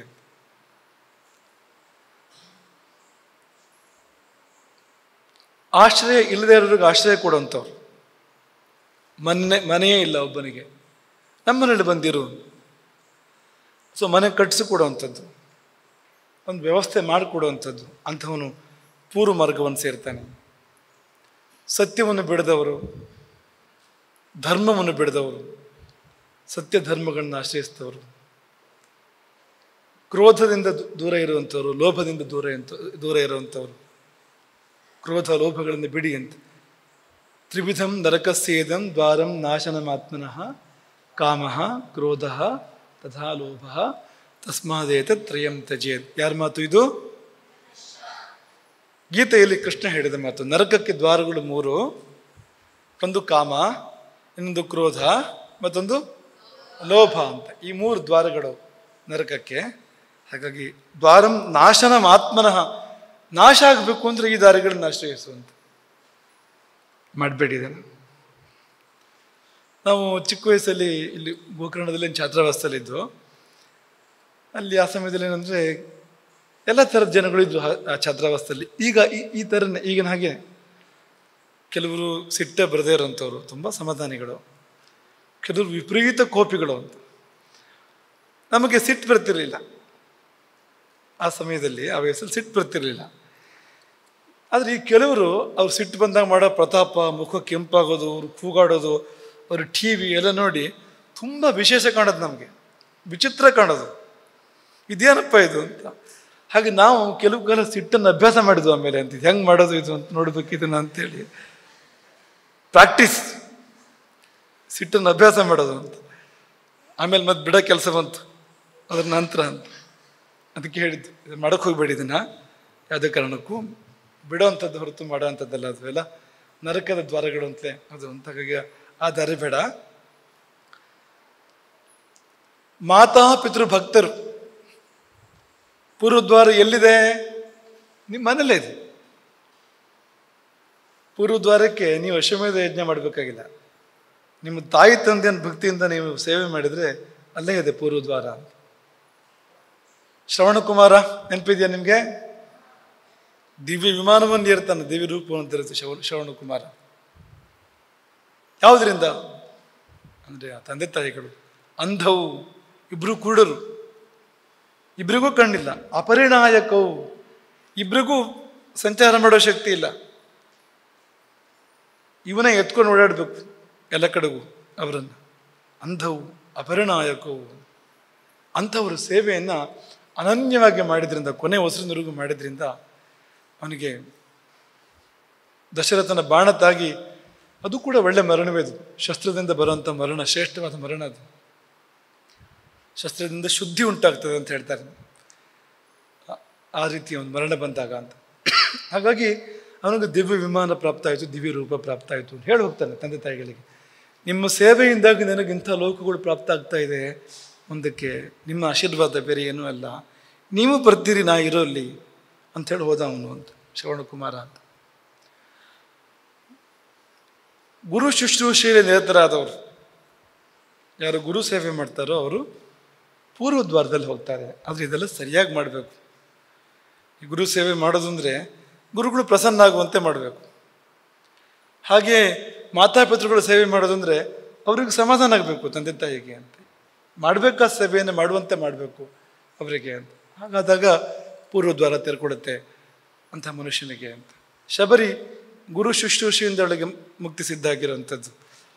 ಮತಂಗ ಮುನಿಗಳ ಶಿಷ್ಯರು ಶಬರಿಯ ಗುರುಗಳು. ತಾನಹಂ ಪರಿಚಾರಿಣಿ ಅಂತ, ಅವರ ಪರಿಚಾರಿಕೆ ಇವಳು ಶಬರಿ. ಅದರ ಫಲವಾಗಿ ಅವರು ಆಕೆಗೆ ಪುಣ್ಯ ಲೋಕಗಳನ್ನು ಕೊಡ್ತಾರೆ. ಚಿತ್ರಕೂಟಕ್ಕೆ ರಾಮ ಬಂದಾಗ ಆಶೀರ್ವಾದ ಮಾಡಿ ಹೋಗ್ತಾರೆ ಅವರು. ರಾಮ ಬರ್ತಾನೆ ಇಲ್ಲಿಗೆ, ಅವನ ದರ್ಶನ ಮಾಡ್ತೀನಿ ನೀನು, ಅದರಿಂದ ನಿನಗೆ ಪುಣ್ಯ ಲೋಕಗಳು, ನಾವಿರುವ ಪುಣ್ಯ ಲೋಕಗಳು ನಿನಗೆ ಪ್ರಾಪ್ತ ಆಗ್ತವೆ ಅಂತ. 12 ವರ್ಷ ಕಳೆದು ರಾಮ ಬರ್ತಾನೆ ಶಬರಿ ಆಶ್ರಮಕ್ಕೆ. ಇನ್ನು ದಾನಗಳೆಲ್ಲ ತುಂಬ ಶ್ರೇಷ್ಠವಾಗಿರುವಂಥದ್ದು ಭೂದಾನ. ಎಲ್ಲ ದಾನಕ್ಕಿಂತ ಶ್ರೇಷ್ಠ ಯಾವುದು ಅಂದರೆ ಭೂಮಿದಾನ. ಭೂಮಿದಾನಿಗಳು ಪೂರ್ವದ್ವಾರದಿಂದ ಪ್ರವೇಶ ಮಾಡ್ತಾರೆ ಯಮಲೋಕವನ್ನು. ಗೃಹದಾನಿಗಳು ಮನೆ ಕಟ್ಟಿಕೊಡುವಂಥದ್ದು. ಗೋದಾನ, ವಿದ್ಯಾದಾನ. ವಿದ್ಯಾದಾನ ಅಂದರೆ ವಿದ್ಯೆ ಅಂತ ಯಾವುದು ಕರೆಸ್ಕೊಳ್ಳುತ್ತೋ ಅದರ ದಾನ ಅಂತ, ಎಲ್ಲವೂ ಅಲ್ಲ ಅಂತ. ಮನಸ್ಸಿಗೆ ಬಂತ? ಈ ಉದಾಹರಣೆಗೆ ಕಟುಕನ ಬಳಿ ಹೋದರೆ ಕೊಲ್ಲ ವಿದ್ಯೆ ಹೇಳ್ಕೊಡ್ತಾನೆ, ಒಂದಷ್ಟು ಪಾಪ ಬರುತ್ತಾನೆ, ಕೊಲ್ತಾನಳೆ, ಒಂದು ಪಾಲ ಅವನಿಗೂ ಬರುತ್ತೆ ಅಂತ. ವಿದ್ಯಾ ಅಂದ್ರೆ ಯಾವುದು? ಸಾ ವಿದ್ಯಾ ಯಾ ವಿಮುಕ್ತಯೇ, ಯಾವುದು ವಿಮುಕ್ತಿಯನ್ನು ಮೋಕ್ಷವನ್ನು ಕೊಡುತ್ತೋ ಅದು ಮಾತ್ರ ವಿದ್ಯೆ. ಅದನ್ನು ದಾನ ಮಾಡಿದರೆ, ಮೋಕ್ಷ ಕೊಡ್ತಕ್ಕಂಥ ವಿದ್ಯೆಗಳನ್ನು ದಾನ ಮಾಡಿದರೆ ಅವನಿಗೆ ಪೂರ್ವದ್ವಾರ ತಿರ್ಕೊಳ್ಳುತ್ತೆ. ಇದೆ ಅಂತ ವಿದ್ಯೆಗಳು. ವಿದ್ಯೆಗಳು ಅಂದರೆ ಅದು ನಮ್ಮಲ್ಲಿನು ಚತುರ್ದಶ ವಿದ್ಯಾಸ್ಥಾನಗಳು ಅಂತಿದೆ. ಅವೆಲ್ಲವೂ ವೇದಗಳಿರಲಿ, ವೇದಾಂಗಗಳಿರಲಿ, ಉಪವೇದಗಳಿರಲಿ, 64 ಕಲೆಗಳಿರಲಿ, ಅವೆಲ್ಲ ಮೋಕ್ಷ ಪ್ರಾಪಕವೇ. ಹಾಗಾಗಿ ಅಂಥ ಮೋಕ್ಷಪ್ರದವಾದ ವಿದ್ಯೆಗಳನ್ನು ಬೇರೆಯವರಿಗೆ ಹೇಳಿಕೊಟ್ರೆ ಅವನಿಗೆ ಪೂರ್ವದ್ವಾರ ತಿರ್ಕೊಳ್ಳುತ್ತೆ ಅಂತ. ಪುರಾಣಗಳನ್ನು ಹೇಳುವವರು ಕೇಳುವವರು ಇಬ್ಬರಿಗೂ ಇದೆ ಪೂರ್ವದ್ವಾರ ಅಂತ. ಮತ್ತೆ ಪಾರಾಯಣ ಪರಾಯಣ ಅಂತ. ಈಗ ಪುಣ್ಯ ಗ್ರಂಥಗಳಿದೆ, ರಾಮಾಯಣ ಇದೆ, ಮಹಾಭಾರತ ಇದೆ, ಭಾಗವತ ಇದೆ, ವೇದಗಳಿದ್ದಾವೆ. ಅದಕ್ಕಿಂತ ಮೊದಲು ಪುರಾಣಗಳಿದ್ದಾವೆ. ಈ ಪಾರಾಯಣ ಅಂದ್ರೇನು? ಮಣ ಮಣ ಮಣ ಮಣ ಮಣ ಅಲ್ಲ ಪಾರಾಯಣ ಅನ್ಸುತ್ತೆ. ಪುಟ ತಿರುಗಿ ಹಾಕೋದು ಪಾರಾಯಣ ಅಲ್ಲ. ಮುಳುಗಬೇಕು ಅದರಲ್ಲಿ, ತನ್ಮಯವಾಗಿ ಮಾಡಬೇಕು, ಆಸ್ವಾದನೆ ಬೇಕು, ಅದರಲ್ಲಿ ಅರ್ಥಾನುಸಂಧಾನ ಬೇಕು. ಅದೆಲ್ಲ ಇದ್ದಾಗ ಪಾರಾಯಣದ ಫಲ ಕೊಡುತ್ತೆ.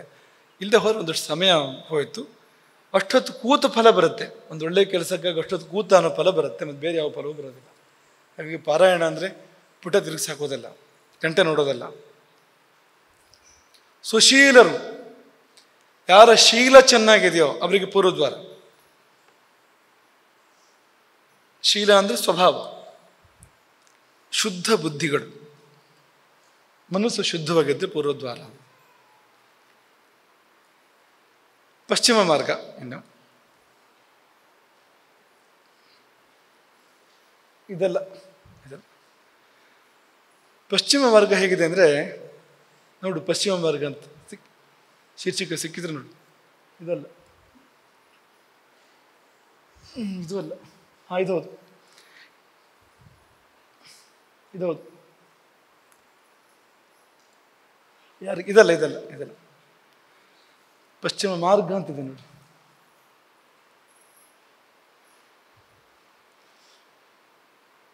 ಪಶ್ಚಿಮ ಮಾರ್ಗದಲ್ಲಿ ಅಲ್ಲಲ್ಲಿ ರತ್ನ ಮಂದಿರಗಳಿದೆಯಂತೆ.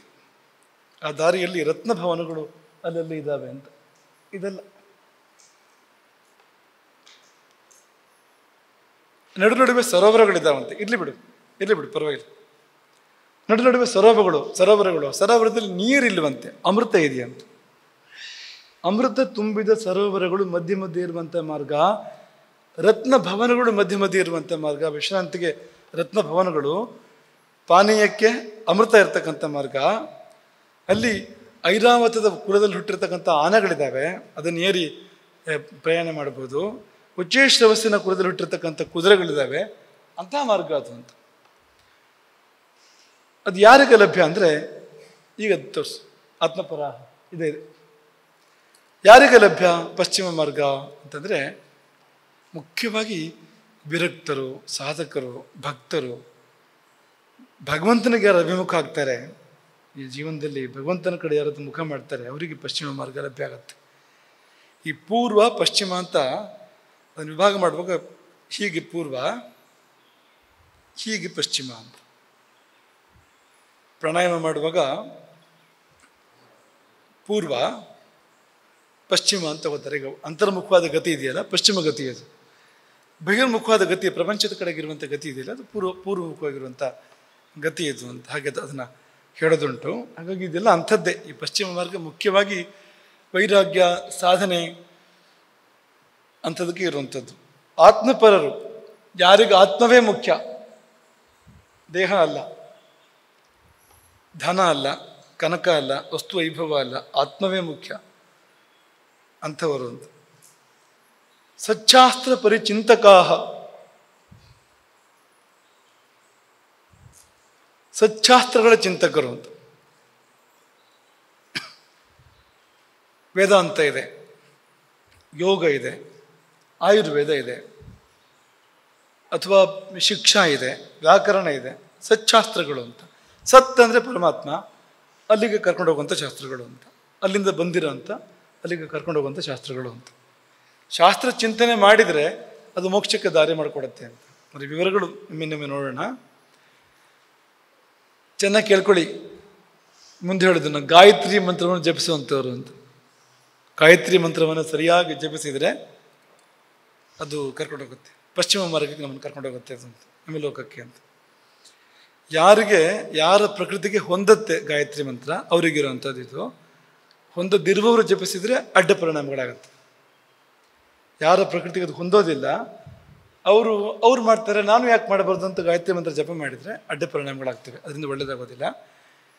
ಯಾರ ಪ್ರಕೃತಿಗೆ ಹೊಂದುತ್ತದೋ ಅಂಥವ್ರು ಗಾಯತ್ರಿ ಜಪ ಮಾಡಿದರೆ ಅವರು ಉದ್ಧಾರ ಆಗ್ತಾರೆ, ಪಶ್ಚಿಮ ಮಾರ್ಗ ತೆರ್ಕೊಳ್ಳುತ್ತೆ ಅವರಿಗೆ. ಪರಹಿಂಸೆ ಮಾಡಬಾರದು, ಪರದ್ರವ್ಯ ಇನ್ನೊಬ್ಬರ ಸ್ವತ್ತನ್ನು ಅಪಹರಣ ಮಾಡಬಾರ್ದು, ಸುಮ್ಮನೆ ವಾದಕ್ಕೆ ಹೋಗಬಾರ್ದು ಬೇರೆಯವ್ರ ಜೊತೆಗೆ. ಕೆಲವರಿಗೆ ಆ ಚಪಲ ಇರುತ್ತೆ, ಈ ತೋಳ ತೀಟೆ ಅಂತ ಹೇಳ್ತಾರಲ್ಲ, ಹಾಗೆ ಬಾಯಿ ತುರುಕೆ ಇರುತ್ತೆ. ಯಾರಾದರೂ ಸಿಕ್ಕಿರು ವಾದ ಶುರು ಮಾಡಿದ್ರು ಅವ್ರ ಜೊತೆಗೆ ಹೋಗಿ ಅಂತ. ಇದು ನರಕಕ್ಕೆ ಕರ್ಕೊಂಡು ಹೋಗುತ್ತೆ. ಇದನ್ನು ಮಾಡಬಾರ್ದು ಅಂತ. ಕೇಳಿದರೆ ಹೇಳು, ಕೇಳಿದಷ್ಟನ್ನು ಹೇಳು, ಯಾರಿಗೆ ಬೇಕು ಅವ್ರಿಗೆ ಹೇಳು. ಯಾವನ ಮೂರ್ಖನ ಜೊತೆ ಕೂತ್ಕೊಂಡು ವಾದ ಮಾಡ್ತಾ ಇರಬೇಡ, ಸಮಯ ಹರಣ, ಪಾಪ ಅದು ಅಂತ. ಹಾಗಾಗಿ ಈ ಪರಹಿಂಸೆ, ಪರದ್ರವ್ಯ, ಪರವಾದ ಈ ಮೂರನ್ನು ಕೂಡ ಮಾಡಬಾರ್ದು. ತಮ್ಮ ಸತಿಯಲ್ಲಿಯೇ ಪ್ರೀತಿಯನ್ನು ಇಟ್ಕೊಂಡಿರ್ತಕ್ಕಂಥವ್ರು, ನಿಷ್ಠೆ ಇಟ್ಕೊಂಡಿರ್ತಕ್ಕಂಥವ್ರು, ಬೇರೆ ಕಡೆ ಹೋಗದೇ ಇರೋಂಥವ್ರು. ರಾವಣನ ತರಹ ಇರಬಾರ್ದು, ರಾಮನ ತರಹ. ರಾಮ ಸೀತೆಯನ್ನು ಬಿಟ್ಟು ಬೇರೆ ಯಾರೂ ನೋಡಲೇ ಇಲ್ಲ. ಸೀತಾ ಪರಿತ್ಯಾಗದ ನಂತರವೂ ಕೂಡ ಅಶ್ವಮೇಧ ಯಜ್ಞ ಮಾಡಬೇಕಾದ್ರೆ ಸೀತೆಯ ಪ್ರತಿಮೆಯನ್ನು ಇಟ್ಕೊಂಡು, ಚಿನ್ನದ ಪ್ರತಿಮೆ ಇಟ್ಕೊಂಡು ಮಾಡ್ತಾನೆ ಹೊರತು ಬೇರೆಯವ್ರನ್ನ. ಒಳ್ಳೆ ನೆಪ, ಅಶ್ವಮೇಧ ಯಜ್ಞ ಮಾಡಲೇಬೇಕು, ನಾನು ಮಾಡದೇ ಇರೋಕ್ಕಾಗತ್ತಾ? ಮಾಡಬೇಕು ಅಂತ ಒಂದು ಹೆಂಡತಿ ಬೇಕೇ ಬೇಕು ಅಂತ ಒಂದು ಹೊಸ ಮದುವೆ ಆಗ್ಬೋದಾಗಿತ್ತು ಅಂತ. ಅದೇ ಸಮಾಧಾನ ಆಯ್ತಂತೆ ಸೀತೆಗೆ ಅಂತ, ಅವಳು ಇದ್ದಲ್ಲೇ ಅಂತ. ತನ್ನ ಪ್ರತಿಮೆ ಇಟ್ಕೊಂಡಿದ್ದಾನೆ ಪಕ್ಕದಲ್ಲಿ, ಬೇರೆ ಮದುವೆ ಆಗಿಲ್ಲ ಅಂತ ಅನ್ನೋದೇ ತುಂಬ ಸಮಾಧಾನ ಆಯ್ತಂತೆ. ಕಾಳಿದಾಸ ಹೇಳ್ತಾನೆ, ಸೀತಾಂ ಹಿತ್ವಾ ದಶಮುಖ ರಿಪುಹು ನೋಪಯೇಮೇ ಇದನ್ಯಾಂ. ದಶಮುಖ ರಿಪುಹು ರಾವಣಾಂತಕ ರಾಮ ಸೀತಾಂ ಹಿತ್ವಾ, ಸೀತೆಯನ್ನು ಪರಿತ್ಯಾಗ ಮಾಡಿದ ನಂತರದಲ್ಲಿ ನ ಉಪಯೇಮೇ ಇದನ್ಯಾಂ, ಬೇರೆಯವರನ್ನು ಮದುವೆ ಆಗಲಿಲ್ಲ. ತಸ್ಯಾ ಏವ ಪ್ರತಿಕೃತಿ ಸಖಃ, ಅವಳ ಪ್ರತಿಕೃತಿಯನ್ನು ಪಕ್ಕದಲ್ಲಿ ಇಟ್ಕೊಂಡು, ಅವನ ಸಖಿ ಯಾರು ಅಂದರೆ ಸೀತೆ ಇಲ್ವಲ್ಲ ಎದುರುಗಡೆಗೆ, ಪ್ರತಿಮೆ ಅಂತ.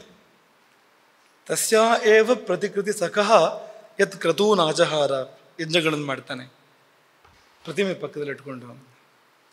ವೃತ್ತಾಂತೇನ ಶ್ರವಣ ವಿಷಯ ಪ್ರಾಪಿಣ ತೇನ ಭರ್ತು.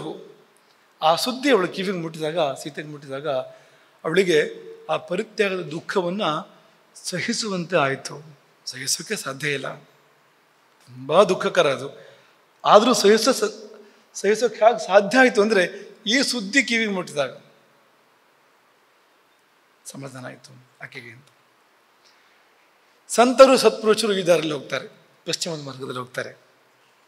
ಅಗ್ನಿಹೋತ್ರಿಗಳು ಈ ದಾರಿಯಲ್ಲಿ ಹೋಗ್ತಾರೆ. ತ್ರೇತಾಗ್ನಿ, ದಕ್ಷಿಣಾಗ್ನಿ, ಗಾರ್ಹಪತ್ಯ, ಆಹ್ವನೀಯ, ಈ ಮೂರು ಅಗ್ನಿಗಳನ್ನಿಟ್ಟು ನಿತ್ಯವೂ ಉದಿತೇಜುಹೋತಿ, ಪ್ರತಿನಿತ್ಯವೂ ಕೂಡ ಸೂರ್ಯೋದಯಕ್ಕೆ ಸೂರ್ಯಾಸ್ತಕ್ಕೆ ಅಗ್ನಿಹೋತ್ರವನ್ನು ಮಾಡ್ತಾ, ದಶ ಪೂರ್ಣಮಾಸ ಮೊದಲಾದ ಸಮಯದಲ್ಲಿ, ಅಮಾವಾಸ್ಯೆ ಹುಣ್ಣಿಮೆ ಸಮಯದಲ್ಲಿ ಇಷ್ಟುಗಳನ್ನು ಮಾಡ್ತಾ, ಬೇರೆ ಬೇರೆ ಯಾಗಗಳಿದೆ, ಅಗ್ನಿಷ್ಠೋಮ ಮೊದಲಾಗಿರುತ್ತೆ. ಆ ಯಾಗಗಳನ್ನು ಮಾಡ್ತಾ ಯಾರು ಜೀವನ ಕಳೀತಾರೋ ಅಂಥವರಿಗೆ ಪಶ್ಚಿಮ ಮಾರ್ಗ ತಿರ್ಕೊಳ್ಳುತ್ತೆ ಅಂತ.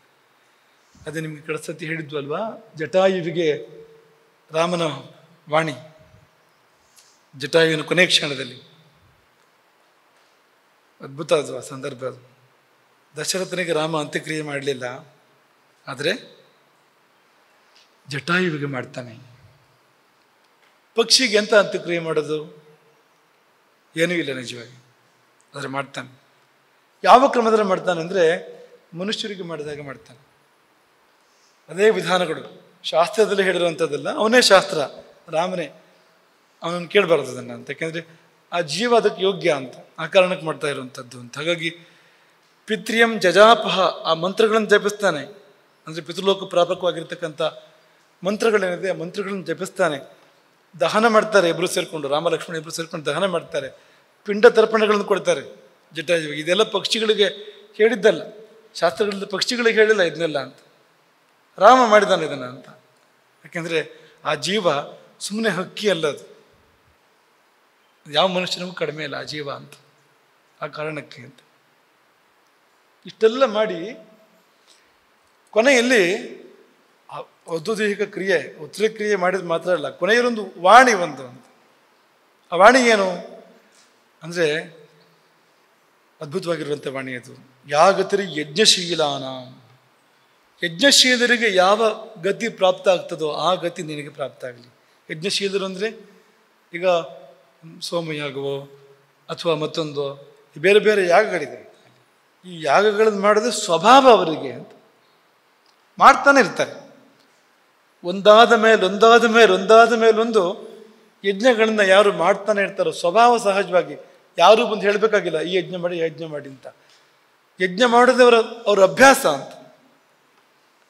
ಅಂಥವರಿಗೆ ಯಾವ ಪುಣ್ಯಗತಿ ಪ್ರಾಪ್ತ ಆಗ್ತದೋ ಆ ಗತಿ ನಿನಗೆ ಪ್ರಾಪ್ತ ಆಗಲಿ.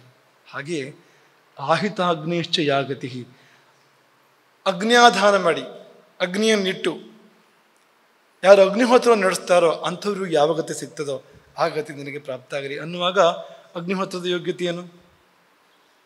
ಜಟಾಯುವಿನಂಥ ಜಟಾಯುವಿಗೆ ರಾಮನಂತ ರಾಮ ಇಂಥ ಮಹಾಕಾರ್ಯ ಪ್ರಾಣಾರ್ಪಣೆ ಮಾಡಿದ ಬಳಿಕ ಕೊಟ್ಟ ಅಭಯದಲ್ಲಿ ಆಡಿದ ಮಾತೇನು ಅಂದರೆ, ಯಜ್ಞಶೀಲರು ಆಹಿತಾಗ್ನಿಗಳು ಅಗ್ನಿಹೋತ್ರಿಗಳು ಅವರ ಗತಿ ನಿನಗೆ ಪ್ರಾಪ್ತ ಆಗಲಿ ಅಂದರೆ ಅವ್ರಿಗೆ ಯಾವ ಗತಿ ಪ್ರಾಪ್ತ ಆಗ್ತದೆ? ಮುಕ್ತರಿಗೆ ಲಭ್ಯ ಆಗುವಂಥ ಗತಿ ಅವರಿಗೆ ಪ್ರಾಪ್ತ ಆಗುವಂಥದ್ದು ಅಂತ, ಮುಕ್ತಾತ್ಮರಿಗೆ ಅಂತ, ಅಂಥ ಗತಿ ಅದು ಅಂತ. ಪಶ್ಚಿಮ ಮಾರ್ಗ ಅಂಥದ್ದೇ. ಅಪರಾವರ್ತ್ಯನಾಂ ಯಾಚ ಭೂಮಿ ಪ್ರದಾಯನಾಂ, ದಾನಗಳಲ್ಲಿ ಭೂಮಿದಾನ ಶ್ರೇಷ್ಠ. ಭೂಮಿದಾನ ಕೊಟ್ಟವರಿಗೆ ಸಿಗುವ ಗತಿ ನಿನಗೆ ಸಿಗಲಿ. ಕೊಟ್ಟ ಕೊನೆಯದಾಗಿ ಅಪರಾವರ್ತ್ಯನಾಂ ಯಾಚ, ಹಿಂದಿರುಗಿ ಬಾರದ ಗತಿ, ಮತ್ತೆ ಈ ಲೋಕಕ್ಕೆ ಮರಳಿ ಬಾರದ ಗತಿ ಪ್ರಾಪ್ತ ಆಗಲಿ ಅಂತ ರಾಮ ಹೇಳಬೇಕಾದ್ರೆ ಅಗ್ನಿಹೋತ್ರ ಎಷ್ಟು ಶ್ರೇಷ್ಠ ಅನ್ನೋದನ್ನು ನಾವು ಆಲೋಚನೆ ಮಾಡಬೇಕು. ಕಳೆದ ವರ್ಷ ನಾವು ಈ ಮಾತನ್ನು ಇದೇ ಸಮಯದಲ್ಲಿ ಆಡಿದ್ದು, ಅದಕ್ಕೆ ಫಲ ಬಂದಿದೆ.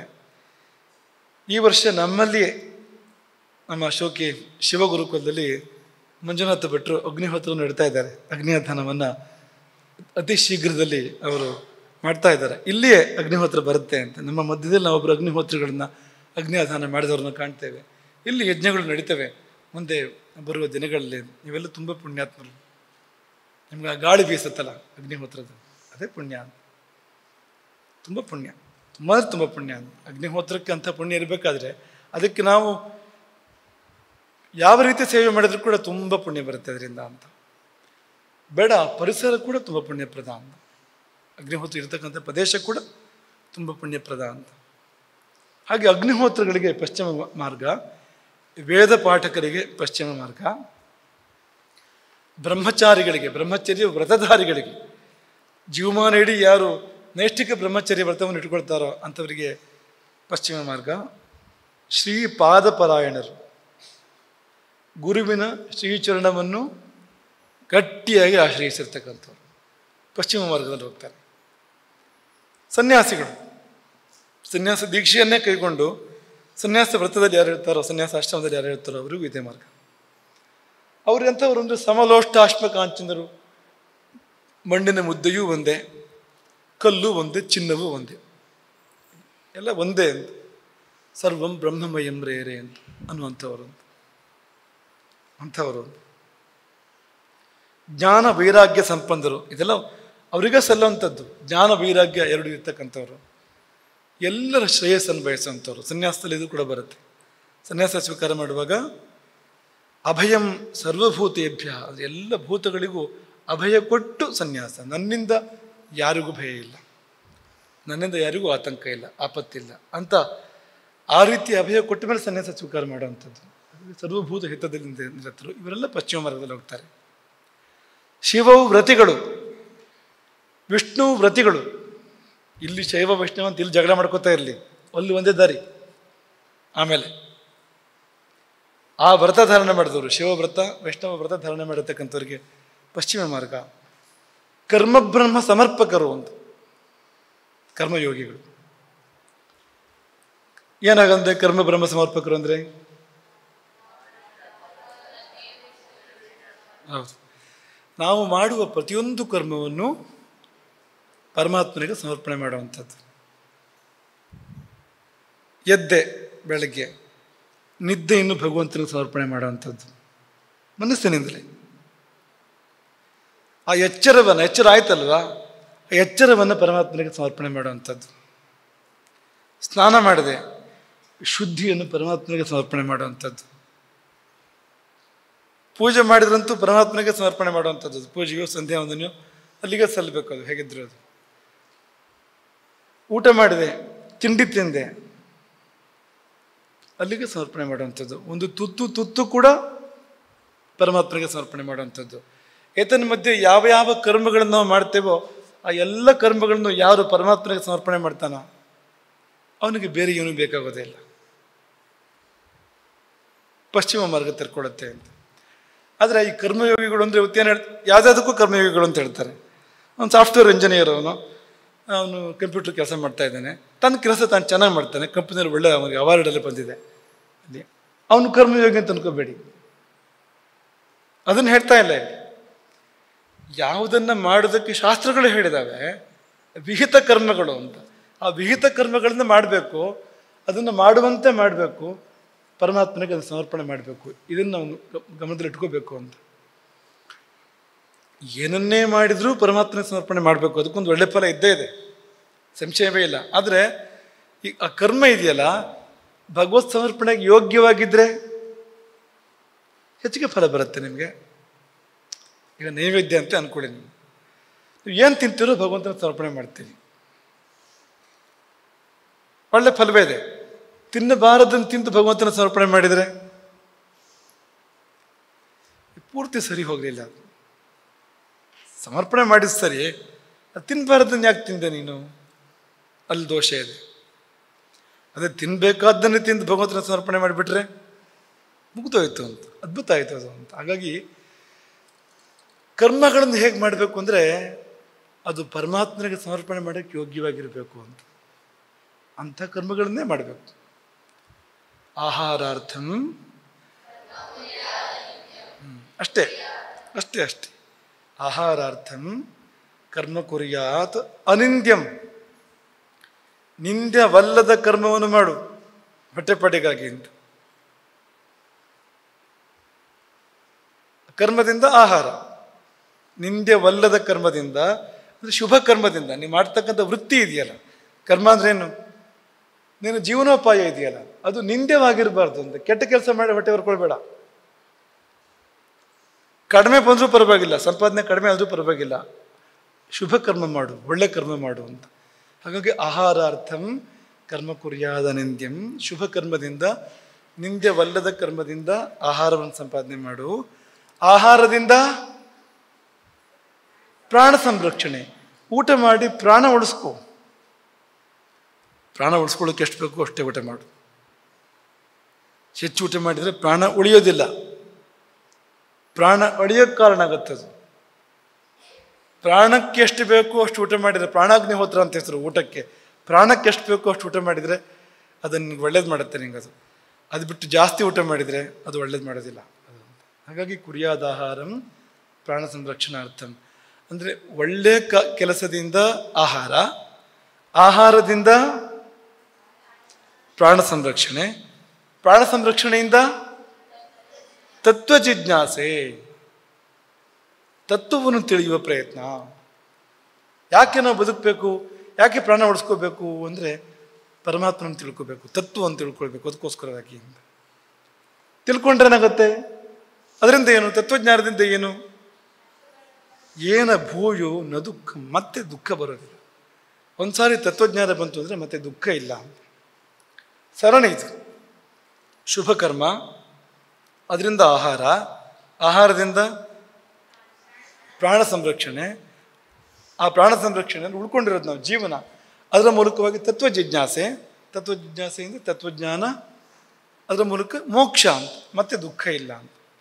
ಅವರು ಕರ್ಮ ಬ್ರಹ್ಮ ಸಮರ್ಪಕರು. ಆಮೇಲೆ ಋಣತ್ರಯದಿಂದ ವಿಮುಕ್ತರು ಅಂತ. 3 ಋಣ ಇದೆಯಲ್ವಾ? ಜಾಯಮಾನೋ ವೈ ಬ್ರಾಹ್ಮಣೋ ತ್ರಿಭಿರ್ ಋಣವಾನ ಜಾಯತೆ ಬ್ರಹ್ಮಚರ್ಯೇಣ ಋಷಿಭ್ಯ ಯಜ್ಞೇನ ದೇವೇಭ್ಯ ಪ್ರಜೆಯ ಪಿತೃಭ್ಯ ಅಲ್ವಾ? ಋಷಿ ಋಣ ಇದೆ ನಮಗೆ, ಅಧ್ಯಯನ ಮಾಡಿ ತೀರಿಸ್ಬೇಕು, ಬ್ರಹ್ಮಚರ್ಯದ ಮೂಲಕವಾಗಿ ತೀರಿಸ್ಬೇಕು. ದೇವ ಋಣ ಇದೆ, ಯಜ್ಞ ಮಾಡಿ ತೀರಿಸ್ಬೇಕು ಅದನ್ನು. ಪಿತೃ ಋಣ ಇದೆ, ಸಂತಾನದ ಮೂಲಕವಾಗಿ ತೀರಿಸ್ಬೇಕು ಅದನ್ನು. ಹಾಗಾಗಿ ಈ 3 ಸಾಮಾನ್ಯ ಮನುಷ್ಯನಿಗೆ ಈ 3 ಕೂಡ ಕರ್ತವ್ಯ. ಅದು ಬ್ರಹ್ಮಚರ್ಯ, ಅದರ ಮೂಲಕ ಅಧ್ಯಯನ, ಯಜ್ಞಯಾಗಗಳನ್ನು ಮಾಡುವಂಥದ್ದು, ಸಂತತಿಯನ್ನು ಬೆಳೆಸ್ಕೊಳ್ಳುವಂಥದ್ದು. ಈ 3 ಕೂಡ ಸಾಮಾನ್ಯ ಮನುಷ್ಯನಿಗೆ ಬೇಕಾಗತ್ತೆ. ಇದು ನಮಗೆ ಪಶ್ಚಿಮ ದ್ವಾರ ತೆರ್ಕೊಳ್ಳೋಕೆ ಕಾರಣ ಆಗತ್ತೆ. ಪಂಚಮಹಾಯಜ್ಞಗಳು, ಅಧ್ಯಯನದ ಋಣ ಇದೆ ಅಲ್ವಾ? ನಮಗೆ ಪಾಠ ಮಾಡಿ ತೀರಿಸ್ಕೋಬೇಕು ನಾವು ಅದನ್ನು, ಬೇರೆಯವ್ರಿಗೆ ಹೇಳಿಕೊಟ್ಟು. ಬ್ರಹ್ಮಯಜ್ಞ ಅದು, ಅಗ್ನಿ ಕಾರ್ಯ, ದೇವಯಜ್ಞ, ತರ್ಪಣ ಪಿತೃಗಳಿಗೆ ಮಾಡಬೇಕಾಗಿರುವಂಥದ್ದು ಪಿತೃಯಜ್ಞ, ಭೂತಬಲಿ ಅಂದರೆ ಸುತ್ತಮುತ್ತ ಇರ್ತಕ್ಕಂಥ ಪ್ರಾಣಿ ಪಕ್ಷಿಗಳಿಗೆ ತೃಪ್ತಿಪಡಿಸ್ಬೇಕು. ಎಲ್ಲ ನಾವೇ ತಿಂದು ಮುಗಿಸೋದಲ್ಲ ಅಲ್ವಾ? ನಾನು ಹಿಂದೆ ಹೇಳಿದ್ದು ನೆನಪಿರ್ಬೋದು ನಿಮಗೆ. ಎಲೆಯನ್ನು ಪೂರ್ತಿ ನೆಕ್ಕಿ ಅದು ಊಟ ಆದ ಎಲೆಯೋ ಆಗದೆ ಎಲೆಯೋ ಆಗದಿರುವ ಎಲೆಯೋ ಅದು ಗೊತ್ತಾಗದಿರುವಂತೆ ಮಾಡ್ತಾರಲ್ಲ, ಅದು ಒಳ್ಳೆಯದಲ್ಲ ಅಂತ. ಸುತ್ತಮುತ್ತ ಇರೋ ಕ್ರಿಮಿಕೀಟಗಳು ಪ್ರಾಣಿ ಪಕ್ಷಿಗಳು ಚಪಿಸ್ತವೆ ಅಂತ, ಅವುಗಳಿಗೆ ಏನಾದ್ರು ದೊರೀಬೇಕು ನಮ್ಮಿಂದ ಅಂತ. ಜನ್ಮಾಂತರದ ನಮ್ಮ ಒಡನಾಡಿಗಳು ಈಗ ಅವತ್ತು ಆ ರೂಪದಲ್ಲಿ ಬಂದಿರ್ತಾರೆ ಅಂತ. ಹಾಗಾಗಿ ನಮ್ಮ ಸುತ್ತಮುತ್ತ ಇರತಕ್ಕಂಥ ಪ್ರಾಣಿ ಪಕ್ಷಿ ಕ್ರಿಮಿಕೀಟಗಳಿಗೆ ಏನಾದ್ರು ಸಿಗಬೇಕು ನಮ್ಮಿಂದ.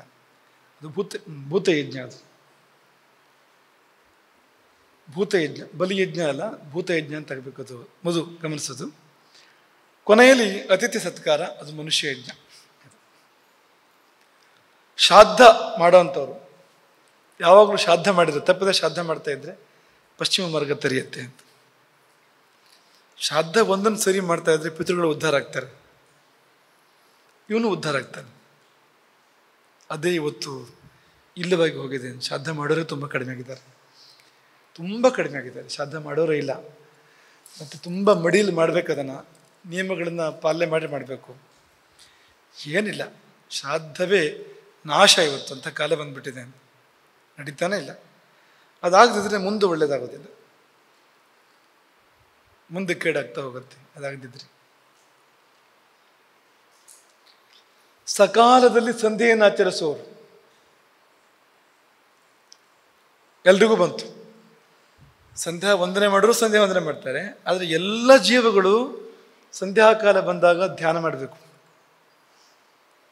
ಸಂಧ್ಯಾ ಸಮಯ ಬಂದಾಗ ಭಗವತ್ಸ್ಮರಣೆ, ಭಗವತ್ಪರಾಯಣರಾಗಿರ್ಬೇಕು. ಆ ಸಮಯದಲ್ಲಿ ಹಗಲು ರಾತ್ರಿಗಳು ಕೂಡುವಾಗ ಜೀವದೇವರು ಕೂಡಬೇಕು. ಜೀವ ಹಗಲು, ದೇವ ಹಗಲು, ಜೀವರಾತ್ರಿ ಕೂಡೋಕೆ ಸಕಾಲ ಅದು ಅಂತ ಅರ್ಥ. ಅದಕ್ಕೆ ಸಂಧ್ಯಾಕಾಲ ಬಂದಾಗ ನಾವು ಸೀರಿಯಲ್ ನೋಡ್ತಾ ಇರೋದಲ್ಲ, ಕ್ರಿಕೆಟ್ ಆಡ್ತಾ ಇರೋದಲ್ಲ, ಆ ಸಮಯದಲ್ಲಿ ಹಾಡು ಹರಟೆ ಮಾಡ್ತಾ ಇರೋದಲ್ಲ. ಸಂಧ್ಯಾಕಾಲ ಬಂತು ಅಂದರೆ ಒಳ್ಳೆ ಜಾಗ ನೋಡಿ ಕೂತ್ಕೊಂಡು ಕಣ್ಣು ಮುಚ್ಚು ಅಂತ ಭಗವಂತನ ಸ್ಮರಣೆ ಮಾಡು. ಮಾಡಿದರೆ ಪಶ್ಚಿಮ ಮಾರ್ಗ ಇದೆ, ಮಾಡದೇ ಇದ್ರೆ ದಕ್ಷಿಣ ಮಾರ್ಗ ಇದೆ. ನೀಚ ಸಂಘದಿಂದ ದೂರ ಇರೋಂಥವ್ರು, ಒಳ್ಳೆಯವರ ಸಂಘ ಮಾಡೋಂಥವ್ರು, ಇದೆಲ್ಲ ಪಶ್ಚಿಮ ಮಾರ್ಗ ಅಂತ. ಹಾಗಾಗಿ ಈ ಪುರಾಣ ಹೇಳುತ್ತೆ, ಇಂಥವರು ವರ ವಿಮಾನಗಳನ್ನೇರಿ ಅಪ್ಸರೆಯಿಂದ ಸೇವಿತರಾಗಿ ಅಮೃತಪಾನ ಮಾಡುತ್ತಾ ಪಶ್ಚಿಮ ದ್ವಾರದ ಮುಖಾಂತರ ಧರ್ಮರಾಜನ ಸಭೆಯನ್ನು ಪ್ರವೇಶ ಮಾಡ್ತಾರೆ. ಇವರ ವೈಭವ ಅಂಥದ್ದು ಅಂತ, ಉಳಿದವರಿಗಿಂತಲೂ ಇನ್ನೂ ಉತ್ಕೃಷ್ಟವಾಗಿರುವಂಥದ್ದು ಇವರದ್ದು ಅಂತ. ಉತ್ತರ ಮಾರ್ಗವು ತುಂಬ ರಮ್ಯವಾಗಿದೆ. ಅಲ್ಲಿ ದೊಡ್ಡ ದೊಡ್ಡ 100 ರಥಗಳು, ಮೇನೆಗಳು, ಪಲ್ಲಕ್ಕಿಗಳು, ಅದ್ರ ಮೇಲೆ ಹೋಗ್ಬೋದು ಅಂತ, ನಡ್ಕೊಂಡು ಹೋಗೋಕ್ಕಿಲ್ಲ ಅಂತ ಅದಕ್ಕೋಸ್ಕರ ಹೇಳಿದರು. ಹಾಗೆ ಗಂಧದ ಮರಗಳು ಅಥವಾ ಹರಿಚಂದನ ಅಂದರೆ ದೇವತೆಗಳ ಕಲ್ಪವೃಕ್ಷಗಳು, ಹಾಗೆ ಒಳ್ಳೆ ಸರೋವರ ಇದೆ ಅಂತೆ, ಅಮೃತ ತುಂಬಿದ ಸರೋವರ ಅಲ್ಲೂ ಕೂಡ ಇದೆ. ಹಂಸಗಳು, ಸಾರಸ್ಯಗಳು, ಚಕ್ರವಾಕಗಳು ಅಲ್ಲಿ ವಿಹರಿಸ್ತವೆ ಅಂತ ಸರೋವರ ಅಲ್ಲಿದೆ ಅಂತ. ಯಾರಪ್ಪ ಹೋಗೋರು ಅಂದರೆ ಅಲ್ಲಿಗೆ ವೈದಿಕರು. ವೈದಿಕರು ಅಂದರೆ ಪೌರೋಹಿತ್ಯ ಮಾಡೋಂಥವ್ರು ಅಂತ ಅನ್ಕೋಬೇಡಿ.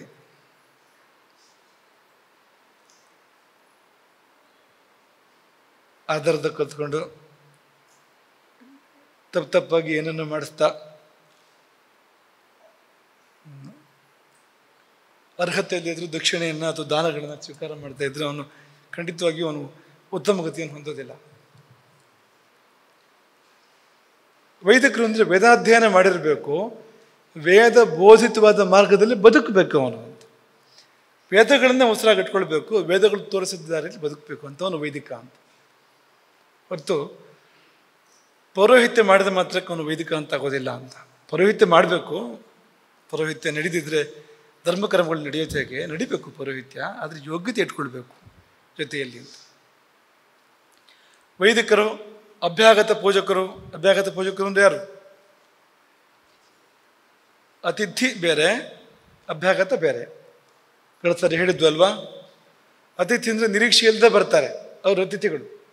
ಯಾರಂತ ಪರಿಚಯವೂ ಇರೋದಿಲ್ಲ, ಗೊತ್ತೂ ಇರೋದಿಲ್ಲ, ಅವರು ಅತಿಥಿಗಳು. ಅಭ್ಯಾಗತ ಅಂದ್ರೆ ಹಾಗಲ್ಲ, ಕರೆದು ಬರೋವಂಥವ್ರು ಅಥವಾ ಹೇಳಿ ಬರೋವಂಥವ್ರು, ಗೊತ್ತಿದೆ ನಮಗೆ ಇಂತಹ ದಿವಸ ಇಷ್ಟೊತ್ತಿಗೆ ಬರ್ತಾನೆ ಅಂತ, ಅವನು ಅಭ್ಯಾಗತ. ಆ ಅಭ್ಯಾಗತರನ್ನು ಯಾರು ತೃಪ್ತಿಪಡಿಸ್ತಾರೆ, ಸತ್ಕರಿಸ್ತಾರೆ ಅಂಥವರು ಉತ್ತರ ಮಾರ್ಗದಲ್ಲಿ ಹೋಗ್ತಾರೆ. ದುರ್ಗೆ ಭಕ್ತರು, ಸೂರ್ಯನ ಭಕ್ತರು ಉತ್ತರ ಮಾರ್ಗದಲ್ಲಿ ಹೋಗ್ತಾರೆ. ಪರ್ವಕಾಲಗಳಲ್ಲಿ ತೀರ್ಥ ಸ್ನಾನ ಮಾಡೋವಂಥವ್ರು, ಅಮಾವಾಸ್ಯೆ, ಹುಣ್ಣಿಮೆ, ಸಂಕ್ರಾಂತಿ ಅಥವಾ ವಿಶೇಷವಾಗಿರುವ ಯೋಗಗಳು, ಅರ್ಧೋದಯವೋ ಮಹಾದೈವೋ ಅಂತ ವಿಶೇಷ ಕಾಲಗಳಿರುತ್ತೆ, ಮಹಾಪುಣ್ಯ ಕಾಲಗಳು ಅಂತ. ಆ ಸಮಯದಲ್ಲಿ ನದಿ ಸ್ನಾನ, ತೀರ್ಥ ಸ್ನಾನ ಮಾಡಿದರೆ ಅಂಥವರಿಗೆ ಉತ್ತರ ಮಾರ್ಗ ತೆರ್ಕೊಡುತ್ತೆ ಅಂತ. ಗಂಗಾ ಸ್ನಾನವು, ಪ್ರಭಾಸ, ಪುಷ್ಕರ ಅಂತ ತೀರ್ಥ ಸ್ನಾನವು. ಪರ್ವಗಳಲ್ಲಿ ಬೇರೆ ಸಮಯದಲ್ಲಿ ಮಾಡಬಾರ್ದು, ಪರ್ವಗಳಲ್ಲಿ ಸಮುದ್ರ ಸ್ನಾನವು ಮಾಡಿದರೆ ಅವರಿಗೆ ಮಾರ್ಗ ತೆರ್ಕೊಳ್ಳುತ್ತೆ. ಧರ್ಮಯುದ್ಧದಲ್ಲಿ ವೀರಮರಣ ಹೊಂದಿದವರು, ಅವರಿಗೆ ವೀರಸ್ವರ್ಗ ಅಂತ ಹೇಳ್ತಾರಲ್ಲ, ಉತ್ತರ ಮಾರ್ಗ ಅದು ಅಂತ. ಧರ್ಮಕ್ಕಾಗಿ ಸಂಗ್ರಾಮ, ಧರ್ಮಯುದ್ಧ ಅಂದರೆ ಅದು ಅಂತ. ಧರ್ಮಕ್ಕಾಗಿ ಸಂಗ್ರಾಮ ಅಂತ, ಸ್ವಾರ್ಥಕ್ಕಾಗಿ ಅಲ್ಲ.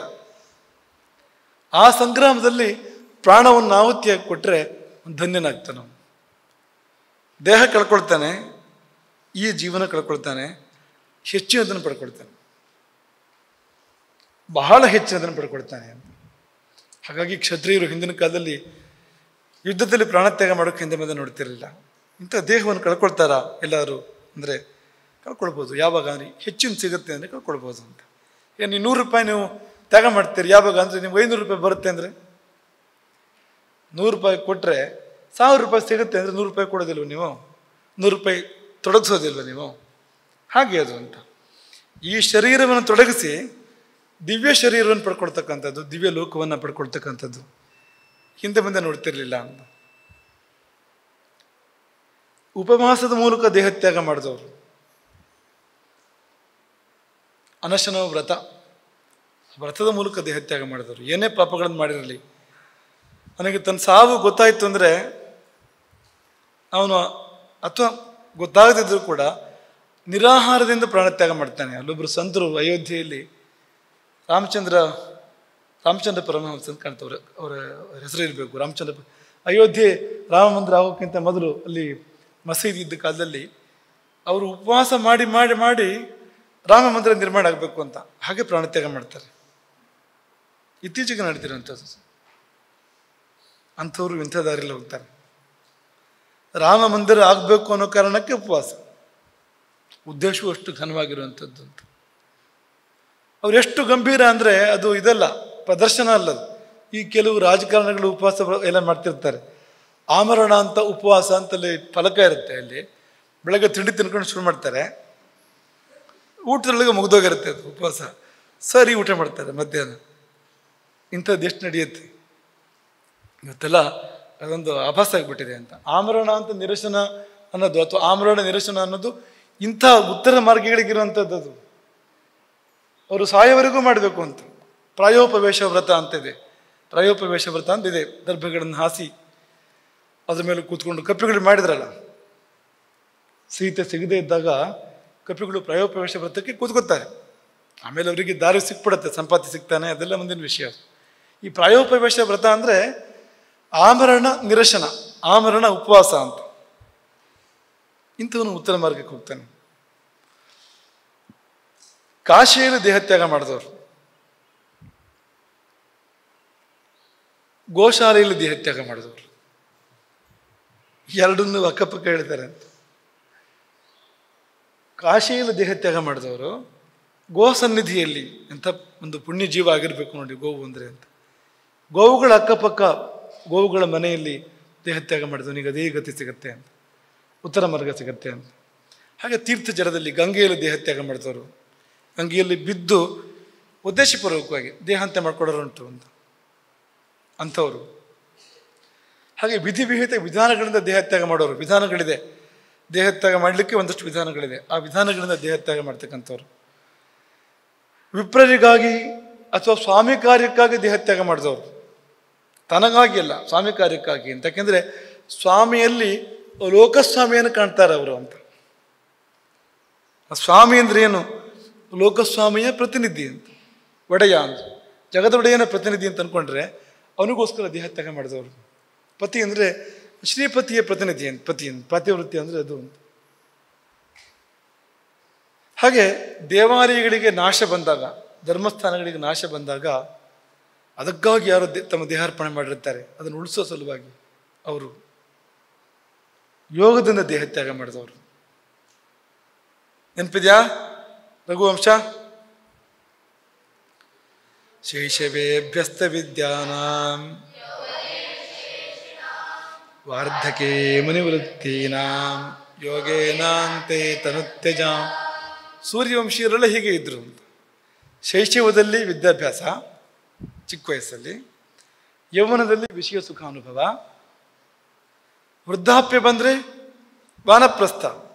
ಎಷ್ಟು ಅದ್ಭುತ ಅದು!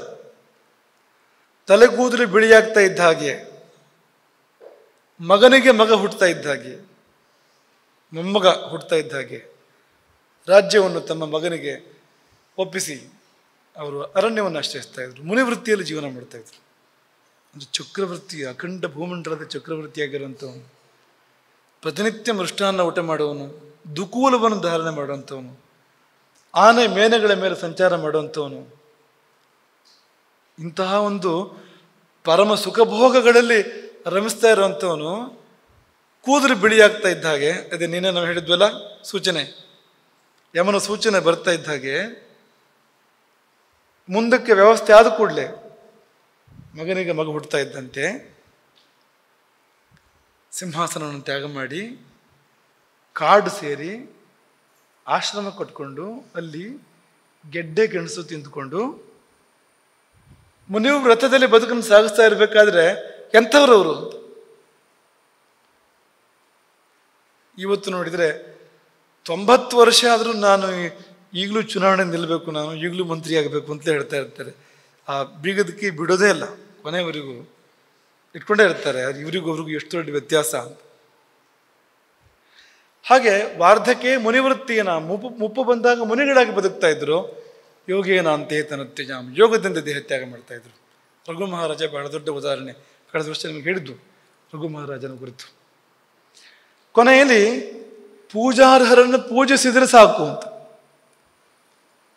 ಪೂಜಾ ಯೋಗ್ಯರು ಅಂತಿರ್ತಾರೆ, ಅಂಥವ್ರನ್ನು ಪೂಜಿಸ್ಬೇಕು ಅಂತ. ತಾಯಿ, ತಂದೆ, ಗುರು, ಯಾರೋ ಮಹಾತ್ಮರು, ತುಳಸಿ, ಗಂಗೆ, ಸಾಲಿಗ್ರಾಮ, ಯಾವುದು ಗೌರವಕ್ಕೆ ಯೋಗ್ಯ, ನಮಸ್ಕಾರಕ್ಕೆ ಯೋಗ್ಯ, ಪೂಜೆಗೆ ಯೋಗ್ಯ, ಅದಕ್ಕೆ ನಮಸ್ಕಾರ, ಪೂಜೆ, ಗೌರವಗಳನ್ನು ಸಲ್ಲಿಸ್ತಾ ಇರಬೇಕು ಅಂತ. ಗೋವು ಇಷ್ಟು ಮಾತ್ರವೇ ಮಾಡ್ತಾ ಇದ್ರು ಕೂಡ ಉತ್ತರ ಮಾರ್ಗ ತಿಳ್ಕೊಳ್ಳುತ್ತೆ ಅಂತ ಅಂಥವನಿಗೆ. ತುಂಬ ಸರಳ ಇದೆ, ಮಾಡೋ ಮನಸ್ಸು ನಮಗೆ ಬೇಕು, ತುಂಬ ಸರಳ ಇದೆ. ಇಷ್ಟು ಈ 3 ಮಾರ್ಗಗಳ ವಿವರ ಇದು. ಇನ್ನೊಂದು ನಿಮಗೆ ಹೇಳಕ್ಕಿರುವಂಥದ್ದಿದೆ ಇದರಲ್ಲಿ. ಅದ್ಯಾವುದು ಅಂದರೆ, ಇದು ಇವತ್ತು ಸಮಯ ಅನುಕೂಲ ಆಗಲೇ ಇರೋದು ಅದಕ್ಕೆ. ಈ ಕಳೆದ ವರ್ಷ ಹೇಳಿದ್ದೆ ಇದು, ಇದೆಲ್ಲ ಈ ಜ್ಞಾನಿಗಳು ಕೊಡೋಂಥ ಉಪದೇಶ, ಇಲ್ಲಿವರೆಗೆ ನೀವು ಕೇಳಿರೋಂಥದ್ದು. ಪಾಪಿಗಳು ಕೂಡ ಉಪದೇಶ ಕೇಳಬೇಡ್ವಾ? ಪಾಪಿಗಳು ಕೂಡ ಉಪದೇಶ, ಕಡು ಪಾಪಿಗಳು ಅವ್ರು ಹೇಳಿದ ಮಾತನ್ನು ಕೇಳಬೇಕಾಗತ್ತೆ ಅಂತ ಅವ್ರದ್ದು ಉಪದೇಶ ಇದೆ ಈ ವಿಷಯದಲ್ಲಿ ಅಂತ.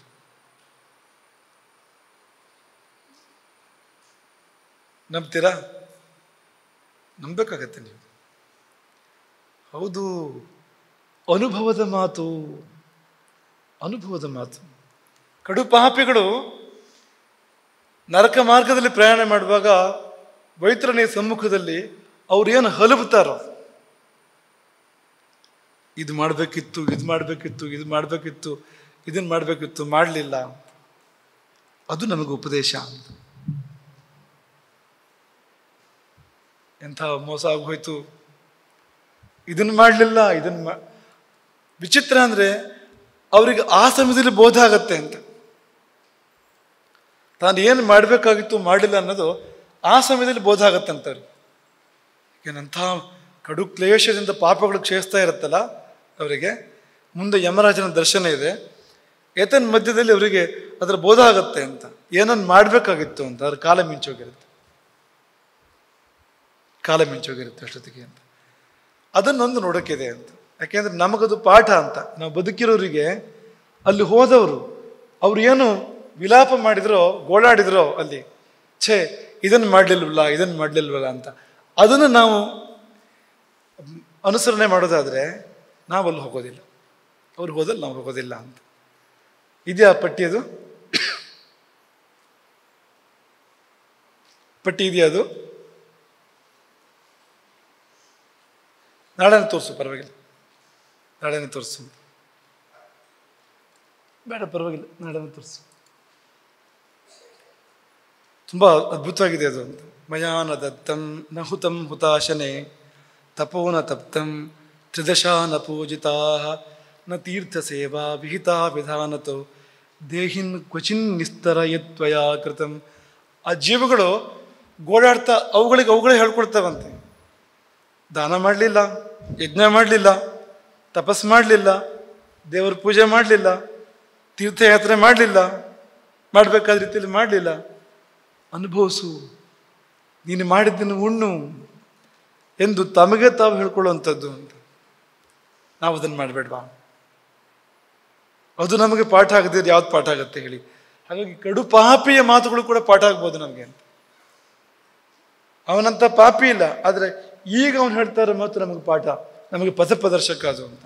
ಅವನು ಎಂಥ ಸ್ಥಿತಿಯಲ್ಲಿ ಅದನ್ನು ಹೇಳ್ತಾನೆ ಅಂದರೆ, ಆ ಪಾಪಿ, ನಿನ್ನೆ ನಾವು ನಿಮ್ಗೆ ಹೇಳಿದ್ವಲ್ಲ, ಕೊರಳಿಗೆ ಪಾಶ ಹಾಕಿ ಎಳಿತಾ ಇರ್ತಾರೆ, ಅಂಕುಶ ಹಾಕಿ ಎಳಿತಾ ಇರ್ತಾರೆ, ಬೆನ್ನಿನಲ್ಲಿ ಸುರಿದು ಯಾವುದನ್ನು ಸರಪಳಿಯನ್ನು ಎಳ್ಕೊಂಡು ಹೋಗ್ತಾ ಇರ್ತಾರೆ, ಮೂಗಲು ಸುರಿದು ಎಳ್ಕೊಂಡು ಹೋಗ್ತಾ ಇರ್ತಾರೆ, ಕಿವಿಲು ಸುರಿದು ಎಳ್ಕೊಂಡು ಹೋಗ್ತಾ ಇರ್ತಾರೆ ಅವರನ್ನು.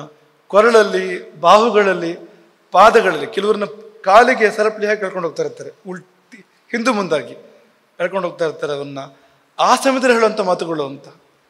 ಮತ್ತೆ ಮತ್ತೆ ಯಮದೂತರ ಮುದ್ಗರದ ಪೆಟ್ಟು ಬೀಳ್ತಾ ಇರುತ್ತೆ ಅವರಿಗೆ, ಬಾಯಿಂದ ರಕ್ತವನ್ನು ಕಾರ್ಕೊಳ್ತಾರೆ, ಇನ್ನೇನು ಇಲ್ಲದೆ ಅದನ್ನೇ ತಿಂತಾರೆ. ಮತ್ತೇನೂ ಇಲ್ಲ, ಹಸಿವು ತೃಷಗಳಿಗೆ ಇನ್ಯಾವ ವ್ಯವಸ್ಥೆ ಇಲ್ಲದೆ ಅದನ್ನೇ ತಿನ್ನಿಸ್ತಾರೆ ಯಮದೂತರು, ಅದನ್ನೇ ತಿಂತಾರೆ ಇವರು ಅಂತ. ವಮಂತೋ ರುಧಿರಂ ವಕ್ತ್ರಾತ್, ಬಾಯಿಂದ ರಕ್ತವನ್ನು ಕಾರ್ಕೊಳ್ತಾ ತದೇ ವಾಷ್ಣ್ಯಂತೆ ತೇ ಪುನಃ, ಅದನ್ನೇ ಮತ್ತೆ ತಿಂತಾರೆ, ಕಾರಿದ್ದನ್ನೇ ಮತ್ತೆ ತಿಂತ ಪ್ರಯಾಣ ಮಾಡ್ತಾರೆ. ನಾವು ನಿಮ್ಗೆಲ್ಲವನ್ನೂ ಹೇಳಿಲ್ಲ, ಅಂದರೆ ಇದು ತಗೊಂಡ್ರೆ ಅಷ್ಟು ಬೀಭತ್ಸವಾಗಿದೆ ಅದು ಅಂತ, ಅದು ಮುಟ್ಟಿದ್ರೆ ಸಾಕು ಅಷ್ಟು ಬೀಭತ್ಸವಾಗಿದೆ ಅಂತ. ಯಾಕಿದನ್ನು ಹೇಳಬೇಕು ಅಂದರೆ, ನಿಮ್ಮ ಚಿಕ್ಕ ಮಗಳನ್ನ ಭಯಪಡಿಸೋಕೆ ಹೇಳೋದಲ್ಲ, ನಮಗೆ ಈ ದಾರಿ ಬೇಡ. ಯಾರು ಹೋದ್ರು ಅಲ್ಲಿಗೆ ಸಾಧ್ಯ ಅವ್ರನ್ನ ಉದ್ಧಾರ ಮಾಡಬೇಕು ನಾವು, ಆ ದಾರಿಗೆ ಯಾರು ಹೋಗ್ದಾರಂತೆ ಮಾಡಬೇಕು. ಈಗ ನಿಮ್ಮ ಕುಟುಂಬದಲ್ಲಿ ಯಾರಾದರೂ ಪಾಪದ ದಾರಿಯಲ್ಲಿ ಹೋಗ್ತಾ ಇದ್ರೆ ತಡಿಬೇಕು ನೀವು ಅವ್ರನ್ನ ಅಂತ. ಯಾಕೆಂದರೆ ಅವನು ಹಾಳಾಗೋದು ಮಾತ್ರ ಅಲ್ಲ, ಕುಟುಂಬವನ್ನು ಹಾಳು ಮಾಡ್ತಾನೆ ಅವನು. ನಿಮ್ಮ ಮನೇಲಿ ಒಬ್ಬ ಪಾಪಿ ಇದ್ದರೆ ಆ ಪಾಪಿಯನ್ನು ತಡಿಬೇಕು ನೀವು. ವಿಭೀಷಣ ಹೋರಾಟ ಮಾಡ್ತಾನೆ ರಾವಣನ ತಡೆಯೋದಕ್ಕೆ, ಕೊನೆವರೆಗೂ ಹೋರಾಟ ಮಾಡ್ತಾನೆ, ಯಾಕೆಂದರೆ ಕರ್ತವ್ಯ ಅದು. ಅವನು ಇಡೀ ವಂಶ ಹಾಳು ಮಾಡ್ತಾನೆ ಅಂತ. ಅವನೊಬ್ಬನೇ ಹೋಗೋದಿಲ್ಲ, ಅದರ ಛಾಯೆ ಇಡೀ ಕುಟುಂಬದ ಮೇಲೆ ಬರುತ್ತೆ ಅದು. ಹಾಗಾಗಿ ಯಾರಿಗೂ ಹಕ್ಕಿಲ್ಲ ಪಾಪ ಮಾಡೋದಕ್ಕೆ ಅಂತ. ಜೊತೆಗಿರೋನು ಕೂಡ ಅವನು ಪತನಕ್ಕೆ ಒಳಪಡಿಸ್ಬಿಡ್ತಾನೆ ಅವನು ಅಂತ. ಅದಕ್ಕೋಸ್ಕರ ಇದನ್ನ ಹೇಳ್ತಾ ಇರುವಂಥದ್ದು ಅಂತ. ಅವಕಾಶ ಕೊಡಬಾರ್ದು ಇದಕ್ಕೆ ಯಾವುದೇ ಕಾರಣಕ್ಕೂ ಅಂತ. ತಥಾಚಸೌ ರಜನ್ಮಾರ್ಗೆ ಪುತ್ರಪೌತ್ರ ಇತಿ ಬ್ರುವನ್ ಹಾಹೇತಿ ಪ್ರರುದನ್ ನಿತ್ಯಂ ಅನುತಪ್ಯತಿ ಮಂದತಿ. ಮಕ್ಕಳನ್ನು ಮೊಮ್ಮಕ್ಕಳನ್ನು ನೆಂಟರನ್ನ ಎಷ್ಟರನ್ನ ನೆನಪು ಮಾಡಿಕೊಂಡು ಗೋಳಾಡ್ತಾನೆ. ಆಗ ಹೇಳಿದೇನೆಂದರೆ, ಎಂತಹ ಮನುಷ್ಯ ಜನ್ಮ ಬಂದಿತ್ತು, ಮಹತಾ ಪುಣ್ಯಯೋಗೇನ ಮಾನುಷಂ ಜನ್ಮ ಲಭ್ಯತೆ, ಎಂಥ ಅವಕಾಶ ಬಂದಿತ್ತು. ಯಾಕೆಂದರೆ ಮತ್ತೆ ಕೋಟಿ ಜನ್ಮ ಕಳಿಬೋದು, ಮತ್ತೆ ಬರಬೇಕಾದ್ರೆ ಅದು ಎಷ್ಟೋ ಯುಗಗಳೇ ಕಳೆದೋಗಿರ್ಬೋದು, ಕಲ್ಪಗಳೇ ಕಳೆದೋಗಿರ್ಬೋದು, ಮತ್ತೆ ಸಿಗಬೇಕಾದ್ರೆ ಅಷ್ಟು ಕಾಲ ದುರವಸ್ಥೆ ಇರುತ್ತೆ ನೋಡಿ. ಈಗ ನಾವು ನೀವೆಲ್ಲ ವಿದ್ಯಾಭ್ಯಾಸ ಮಾಡ್ತಾ ಇದ್ದೀರಿ, ಮುಂದೆ ಒಳ್ಳೆ ಉದ್ಯೋಗ ಸಿಗಬೇಕು, ಆಮೇಲೆ ಚೆನ್ನಾಗಿ ಜೀವನ ಮಾಡಬೇಕು ಅನ್ನೋ ಕಾರಣಕ್ಕೆ ವಿದ್ಯಾಭ್ಯಾಸ ಮಾಡ್ತೀರಿ. ಉದ್ಯೋಗ ಮಾಡಬೇಕಾದ್ರೆ ಸೇವಿಂಗ್ಸ್, ಉಳಿತಾಯ ಮಾಡ್ತೀರಿ. ಯಾಕೆ ಮಾಡ್ತೀರಿ? ಮುಪ್ಪಲ್ಲಿ ಬೇಕಾಗತ್ತೆ ಅದು ಅನ್ನೋ ಕಾರಣಕ್ಕೋಸ್ಕರ ಮಾಡ್ತೀರಿ. ಮತ್ತು ಮುಂದಿನ ಯೋಚನೆ ಬೇಡವಾ? ಇದು ಬಹಳ ಸ್ವಲ್ಪ ಕಾಲದ್ದು. ಇದು 20 ವರ್ಷ, 30 ವರ್ಷ, 50 ವರ್ಷ, 70 ವರ್ಷ, 100 ವರ್ಷ. ಆದರೆ ಅದು ನಾನು ನಿನ್ನೆ ಹೇಳಿದ ಹಾಗೆ ವೈತರಣಿಯಿಂದ ಎದ್ದೇ ಬರೋದಿಲ್ವಂತೆ ಅಂತ. ಎಷ್ಟೋ ಕಾಲದವರೆಗೆ ಎದ್ದು ಬರೋದಿಲ್ವಂತೆ. ಅಂತಂತ ಪಾಪ ಮಾಡಿದವರು ಯುಗಗಳು ಕಲ್ಪಗಳು ಕಳೆದು ಹೋದ್ರು ಕೂಡ ಎದ್ದು ಬರೋದಿಲ್ಲ ಅಂತ, ಅಲ್ಲೇ ಬಿದ್ದಿರ್ತಾರೆ ಅಂತ, ವೈತರಣಿಯಲ್ಲೇ ಅಂತ. ಸೃಷ್ಟಿ ಮುಗಿಯವರೆಗೂ ಅಲ್ಲೇ ಇರುವಂಥವ್ರು ಹೇಳ್ತಾರೆ ವೈತರಣಿಯಲ್ಲೇ ಅಂತ. ಹಾಗಾಗಿ ಆ ಕಾರಣಕ್ಕೋಸ್ಕರವಾಗಿ ಅಂತ. ಹಾಗಾಗಿ ಅಪರೂಪದಲ್ಲಿ ಅಪರೂಪದ ಮನುಷ್ಯ ಜನ್ಮ ಸಿಕ್ಬಿಟ್ಟಿತ್ತು. ತತ್ಪ್ರಾಪ್ಯ ನ ಕೃತೋ ಧರ್ಮ. ಅಂತಹ ಮನುಷ್ಯ ಜನ್ಮ ಸಿಕ್ಕಿದಾಗ ನಾನು ಧರ್ಮವನ್ನು ಮಾಡಲಿಲ್ಲ. ಕೀದೃಶಂ ಹಿ ಮಯಾ ಕೃತಂ, ಎಂತಹ ಕೆಲಸ ಮಾಡಿಬಿಟ್ಟೆ. ಅವರು ಗೋಳಾಡೋದು ಅಂತ. ಆಗ ಹೇಳ್ಕೊಳ್ಳುವಂಥದ್ದು, ಮಯಾ ನ ದತ್ತಂ, ದಾನ ಮಾಡಲಿಲ್ಲ. ನ ಹುತಂ ಹುತಾಶನೆ, ಯಜ್ಞಗಳನ್ನು ಮಾಡಲಿಲ್ಲ. ತಪೋ ನ ತಪ್ತಂ, ತಪಸ್ಸು ಮಾಡಲಿಲ್ಲ.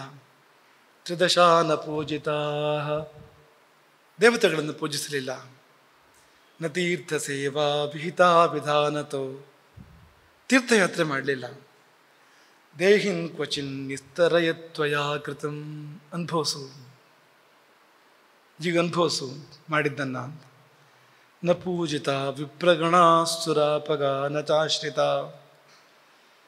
ವಿಪ್ರರನ್ನು ಪೂಜಿಸಲಿಲ್ಲ, ಗಂಗೆಯನ್ನು ಆಶ್ರಯಿಸಲಿಲ್ಲ. ಹೋಗಿ ಗಂಗಾ ಸ್ನಾನ ಮಾಡಿದ್ರೆ ಆಗ್ತಾ ಇತ್ತು, ಗಂಗಾ ಪಾನ ಮಾಡಿದ್ರೆ ಆಗ್ತಾ ಇತ್ತು, ಮಾಡಲಿಲ್ಲ. ಅಲ್ಲೇ ಇತ್ತು ಗಂಗಾ ನದಿ, ಭಾರತ ದೇಶದಲ್ಲೇ ಇತ್ತು, ಗಂಗಾ ಸ್ನಾನ ಮಾಡಿದ್ರೆ ಆಗ್ತಿತ್ತು, ಮಾಡಲಿಲ್ಲ. ಸತ್ಪುರುಷಾನ ಸೇವಿತಾ, ಸಂತರ ಸೇವೆ, ಸತ್ಪುರುಷರ ಸೇವೆಯನ್ನು ಮಾಡಲಿಲ್ಲ. ಪರೋಪಕಾರೋ ನ ಕೃತಃ ಕದಾಚನ, ಪರೋಪಕಾರ ಅಂತ ಮಾಡಲೇ ಇಲ್ಲ ಯಾವಾಗಲೂ ಅಂತ. ಅನುಭವಿಸು. ಜಲಾಶಯೋ ನೈವ ಕೃತೋ ಹಿ ನಿರ್ಜಲೆ, ಜಲಾಶಯ ಕಟ್ಟಿಸ್ಬೋದಾಗಿತ್ತು, ಶಕ್ತಿ ಇತ್ತು, ಸಂಪತ್ತಿತ್ತು, ಅನುಕೂಲ ಇತ್ತು, ಮಾಡಲಿಲ್ಲ. ಮನುಷ್ಯ ಹೇತೋ ಪಶು ಪಕ್ಷಿ ಹೇತವೇ, ಮನುಷ್ಯರಿಗಾಗಿ ಮಾಡ್ಬೋದಾಗಿತ್ತು, ಕೆರೆ ಕಟ್ಟೆ ಕಟ್ಟಿಸ್ಬೋದಾಗಿತ್ತು. ಪಶು ಪಕ್ಷಿಗಳ ಸಲುವಾಗಿ ಮಾಡ್ಬೋದಾಗಿತ್ತು, ಪಕ್ಷಿಗಳು ನೀರು ಕುಡಿಯೋ ಸಲುವಾಗಿ, ಪಶುಗಳು ನೀರು ಕುಡಿಯೋ ಸಲುವಾಗಿ ಇದೆಲ್ಲ ಮಾಡ್ತಾ ಇದ್ರು. ಆ ಪದ್ಧತಿ ಇತ್ತು, ಇವತ್ತಿಲ್ಲ ಅದು. ಗೋವಿಪ್ರವೃತ್ಯರ್ಥಮಕಾರಿ ನಾಣ್ವಪಿ, ಗೋವುಗಳ ಜೀವನಕ್ಕೆ ವ್ಯವಸ್ಥೆ ಮಾಡಿದ್ರೆ ಆಗ್ತಿತ್ತು, ಈ ಸ್ಥಿತಿ ಬರ್ತಿರಲಿಲ್ಲ. ಗೋವುಗಳಿಗೆ ಹುಲ್ಲು ಒದಗಿಸಿದ್ರೆ, ನೀರು ಒದಗಿಸಿದ್ರೆ, ಹಿಂಡಿ ಒದಗಿಸಿದ್ರೆ, ಗೋಶಾಲೆ ಕಟ್ಟಿಕೊಟ್ಟಿದ್ರೆ ಆಗ್ತಿತ್ತು, ಶಕ್ತಿ ಇತ್ತು, ಅವಕಾಶ ಇತ್ತು, ಮಾಡಲಿಲ್ಲ. ಹಾಗೆ ಒಬ್ಬ ವಿಪ್ರ ವೇದಾಧ್ಯಯನ ಮಾಡ್ತಾನೆ, ವೇದ ಬೋಧಿತವಾದ ಕ್ರಮದಲ್ಲಿ ಜೀವನ ಮಾಡ್ತಾನೆ, ಅವನಿಗೆ ಬೇಕಾದ ವ್ಯವಸ್ಥೆ ಮಾಡಿಕೊಟ್ಟಿದ್ರೆ ಆ ಪುಣ್ಯದಿಂದ ನರಕ ತಪ್ತಾ ಇತ್ತು, ಮಾಡಲಿಲ್ಲ. ನ ನಿತ್ಯದಾನಂ, ನೆನಪಿದ್ಯಾ? ನ ನಿತ್ಯದಾನಂ, ನಿತ್ಯದಾನ ಅಂತ ಒಂದು ಪದ್ಧತಿ, ಪ್ರತಿನಿತ್ಯ ದಾನ ಮಾಡಬೇಕು. ಎದ್ದೇ ಬೆಳಗ್ಗೆ ಅಂದರೆ ರಾತ್ರಿ ಮಲಗೋದ್ರೊಳಗಡೆ ಏನಾದ್ರು ದಾನ ಮಾಡಲೇಬೇಕು. ಏನು ನಾವೇನು ಶ್ರೀಮಂತರಲ್ಲ, ಏನಿದೆಯೋ ಅದನ್ನು ಕೊಡು. ಚಿಕ್ಕದಾದ್ರೆ ಚಿಕ್ಕದು, ದೊಡ್ಡದಾದ್ರೆ ದೊಡ್ಡದು. ಒಂದು ಪುಸ್ತಕ ಕೊಡು, ಲೇಖನಿ ಕೊಡು, ಹಣ್ಣು ಕೊಡು, ಚಿಕ್ಕದಾದ್ರೆ ಚಿಕ್ಕದು ಅಂತ, ಏನಾದರೂ ಕೊಡು ಅಂತ ಮಾಡ್ಬೇಕಂತೆ ಅದನ್ನು ಅಂತ. ಪ್ರತಿನಿತ್ಯ ದಾನ ಮಾಡಬೇಕು. ಎಷ್ಟು ದಿವಸ ನಾವು ಬದುಕಿರ್ತೇವೋ ಅಷ್ಟೂ ದಿವಸ ಪ್ರತಿನಿತ್ಯ ಏನಾದರೂ ದಾನ ಮಾಡಬೇಕು ಅಂತ, ಒಂದು ದಿನ ಬಿಡದೆ ಅಂತ. ಮಾಡಲಿಲ್ಲ. ನ ಗವಾನ್ಹಿಕಂ ಕೃತಂ.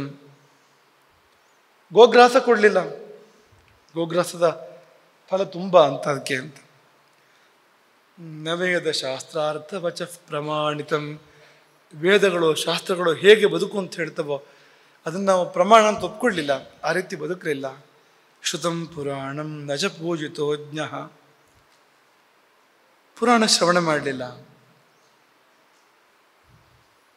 ಬಲ್ಲವರನ್ನು ಪೂಜಿಸಲಿಲ್ಲ, ಇದ್ಯಾವುದೂ ಮಾಡಲಿಲ್ಲ ಅಂತ. ಸ್ತ್ರೀಯರು ಪಾತಿವೃತ್ಯ ಮಾಡಲಿಲ್ಲ, ಗುರುಸೇವೆ ಗುರುಜನರಿಗೆ ಕೊಡಬೇಕಾದ ಗೌರವ ಕೊಡಲಿಲ್ಲ. ಇಂಥದ್ದೆಲ್ಲ ತುಂಬ ಇದೆ ಅಂತ. ಮಾಸೋಪವಾಸ, ಏಕಾದಶಿ ಉಪವಾಸಗಳು ಬರುತ್ತೆ, ಪಾಪಕ್ಷಯ ಉಂಟು ಮಾಡುವಂಥದ್ದು. ಚಾಂದ್ರಾಯಣ ನೆನಪಿದೆ? ಚಂದ್ರಾಯಣ, ನವಿಲಿನ ಮೊಟ್ಟೆ ನೆನಪಿದ್ಯಾ? ಏನೋ ಚಾಂದ್ರಾಯಣದಲ್ಲಿ ನವಿಲಿನ ಮೊಟ್ಟೆ ತಿನ್ನೋದಂತ ತಿಳ್ಕೊಬೇಡಿ. ಮತ್ತೆ ಚಾಂದ್ರಾಯಣದಲ್ಲಿ ಚಂದ್ರನ ವೃದ್ಧಿಕ್ಷೆ ಅನುಸರಿಸಿ ಊಟ ಹೆಚ್ಚು ಕಡಿಮೆ ಆಗುತ್ತೆ. ಅದರಲ್ಲಿ ವ್ರತ ಅದೊಂದು. ಶುಕ್ಲ ಪಕ್ಷದಲ್ಲಿ ಪ್ರತಿಪದೇ ದಿನ ನವಿಲಿನ ಮೊಟ್ಟೆಯಷ್ಟು ದೊಡ್ಡ ತುತ್ತು, ಒಂದು ತುತ್ತು ಶುರು ಮಾಡಿ 2 ತುತ್ತು, 3 ತುತ್ತು, 4 ತುತ್ತು, 5 ತುತ್ತು, ಹೀಗೆ ಹೋಗಿ ಹುಣ್ಣಿಮೆ ದಿವಸಕ್ಕೆ 15 ತುತ್ತು. ಆಮೇಲೆ ಒಂದೊಂದೇ ತುತ್ತು ಕಡಿಮೆ ಆಗ್ತಾ ಬಂದು ಅಮಾವಾಸ್ಯೆಗೆ ಇಲ್ಲ ಅಂತ, ಪೂರ್ತಿ ಉಪವಾಸ ಅಂತ. ಚಾಂದ್ರಾಯಣ ಇದು ಅಂತ. ತುಂಬ ಅದ್ಭುತವಾದ ಪಾಪ ಪರಿಹಾರಕ್ಕೆ ಇದು ಅಂತ. ಚಾಂದ್ರಾಯಣ ಇರ್ಬೋದು, ಸಾಂತಪನ ಇರ್ಬೋದು, ಕೃಚ್ಛಗಳು, ಇವೆಲ್ಲ ಪಾಪಗಳನ್ನು ಪರಿಹಾರ ಮಾಡಿಕೊಡ್ತೇವೆ ಅಂತ. ಹಾಗಾಗಿ ಅದನ್ನೂ ಮಾಡಲಿಲ್ಲ, ಇದ್ಯಾವುದೂ ಮಾಡದೇ ಇರೋದ್ರಿಂದ ಎಲ್ಲವನ್ನು ಕಳ್ಕೊಂಡೆ. ಹಾಗೆ ವೈಧವ್ಯ, ಅದು ಒಂದನ್ನು ಹೇಳಿ ನಿಲ್ಲಿಸ್ತೀವಿ. ಈ ವೈಧವ್ಯ ಇದೆಯಲ್ಲ ಸ್ತ್ರೀಯರಿಗೆ, ಈ ವೈಧವ್ಯಕ್ಕೂ ಸನ್ಯಾಸಕ್ಕೂ ಹೆಚ್ಚಿಗೆ ಏನು ವ್ಯತ್ಯಾಸ ಇಲ್ಲ ಅಂತ. ವೈಧವ್ಯದಲ್ಲಿ ಏನು ನಿಯಮಗಳನ್ನು ಹೇಳಲಾಗಿದೆ ಸ್ತ್ರೀಯರಿಗೆ, ಸನ್ಯಾಸಕ್ಕೆ ಸಮಾನ ಅದು. ಅವ್ರು ಹಾಗಿದ್ರೆ ಪವಿತ್ರಾತ್ಮರಾಗಿರ್ತಾರೆ. ಅವರು ಪರಗತಿಯನ್ನು ಸಾಧನೆ ಮಾಡ್ತಾರೆ ಅದರ ಮೂಲಕವಾಗಿ ಅಂತ. ಮತ್ತೆ ಭೋಗ ಜೀವನಕ್ಕೆ ಹೋಗಬಾರ್ದು ಅಂತ. ಒಂದ್ಸಾರಿ ಭೋಗ ಜೀವನ ನಷ್ಟ ಆದಮೇಲೆ ಮತ್ತೆ ಭೋಗ ಜೀವನಕ್ಕೆ ಹೋಗದೆ ಯೋಗ ಜೀವನದಲ್ಲಿ ಇರಬೇಕು ಅಂತ ಅದನ್ನು ಅವ್ರು ಹೇಳ್ಕೊಳ್ತಾರಂತೆ. ನಾರಿಯರು, ನರಕ ಸೇರಿರ್ತಕ್ಕಂಥವರು, ವೈಧವ್ಯ ಮಾಸಾಧ್ಯ ತಪೋ ನ ಸೇವಿತಂ. ವೈಧವ್ಯ ಬಂದ ಮೇಲೆ ಯಾವ ರೀತಿ ತಪಶ್ಚರ್ಯ ಮಾಡಬೇಕಾಗಿತ್ತು, ಮಾಡಲಿಲ್ಲ ಆ ಸಮಯದಲ್ಲಿ ಅಂತ. ಹಿಂದಿನ ಕಾಲದಲ್ಲಿ ಇರ್ತಿದ್ರು ನೋಡಿ. ನೀವು ಬೇಕಾದ್ರೆ ಗಮನಿಸಿ, ಸನ್ಯಾಸಿಗಳು ಹೇಗಿರ್ತಾರೆ ನೋಡಿ, ವಿಧವೆಯರು ಹೇಗಿರ್ತಾರೆ ನೋಡಿ, ಸಮಾನವಾಗಿದೆ ಅಂತ. ತುಂಬ ಅಂಶಗಳು ಸಮಾನವಾಗಿದೆ ಅಂತ. ಅದೇನೋ ಅದು ವರ್ಜ್ಯ ಅಲ್ಲ, ಅದು ತಿರಸ್ಕಾರ್ಯ ಅಲ್ಲ, ಅದು ಉತ್ತಮವಾದ ವ್ರತ ಅದು ಅಂತ. ಆದರೆ ಅದಕ್ಕೆ ಕೊಡಬೇಕಾದ ಗೌರವ ಕೊಡದೇ ಇದ್ದಿದ್ದರಿಂದ ನಿಧಾನಕ್ಕೆ ಏನಾಯಿತು ಅಂದರೆ ಒಂಥರ ಅದ್ರ ಬಗ್ಗೆ ಜುಗುಪ್ಸೆ ಬಂತು. ಯಾರೂ ಮಾಡ್ತಾ ಇಲ್ಲ ಅದನ್ನು. ಮಾಡಿದರೆ ತುಂಬ ಅದ್ಭುತ ಫಲ ಕೊಡೋಂಥದ್ದೇ ಅದು ಹೌದು ಅಂತ. ಹಾಗಾಗಿ ಇಷ್ಟೆಲ್ಲ ಹೇಳ್ಕೊಂಡು ಪಾಪ ಅವರು ಗೋಳಾಡ್ತಾರೆ.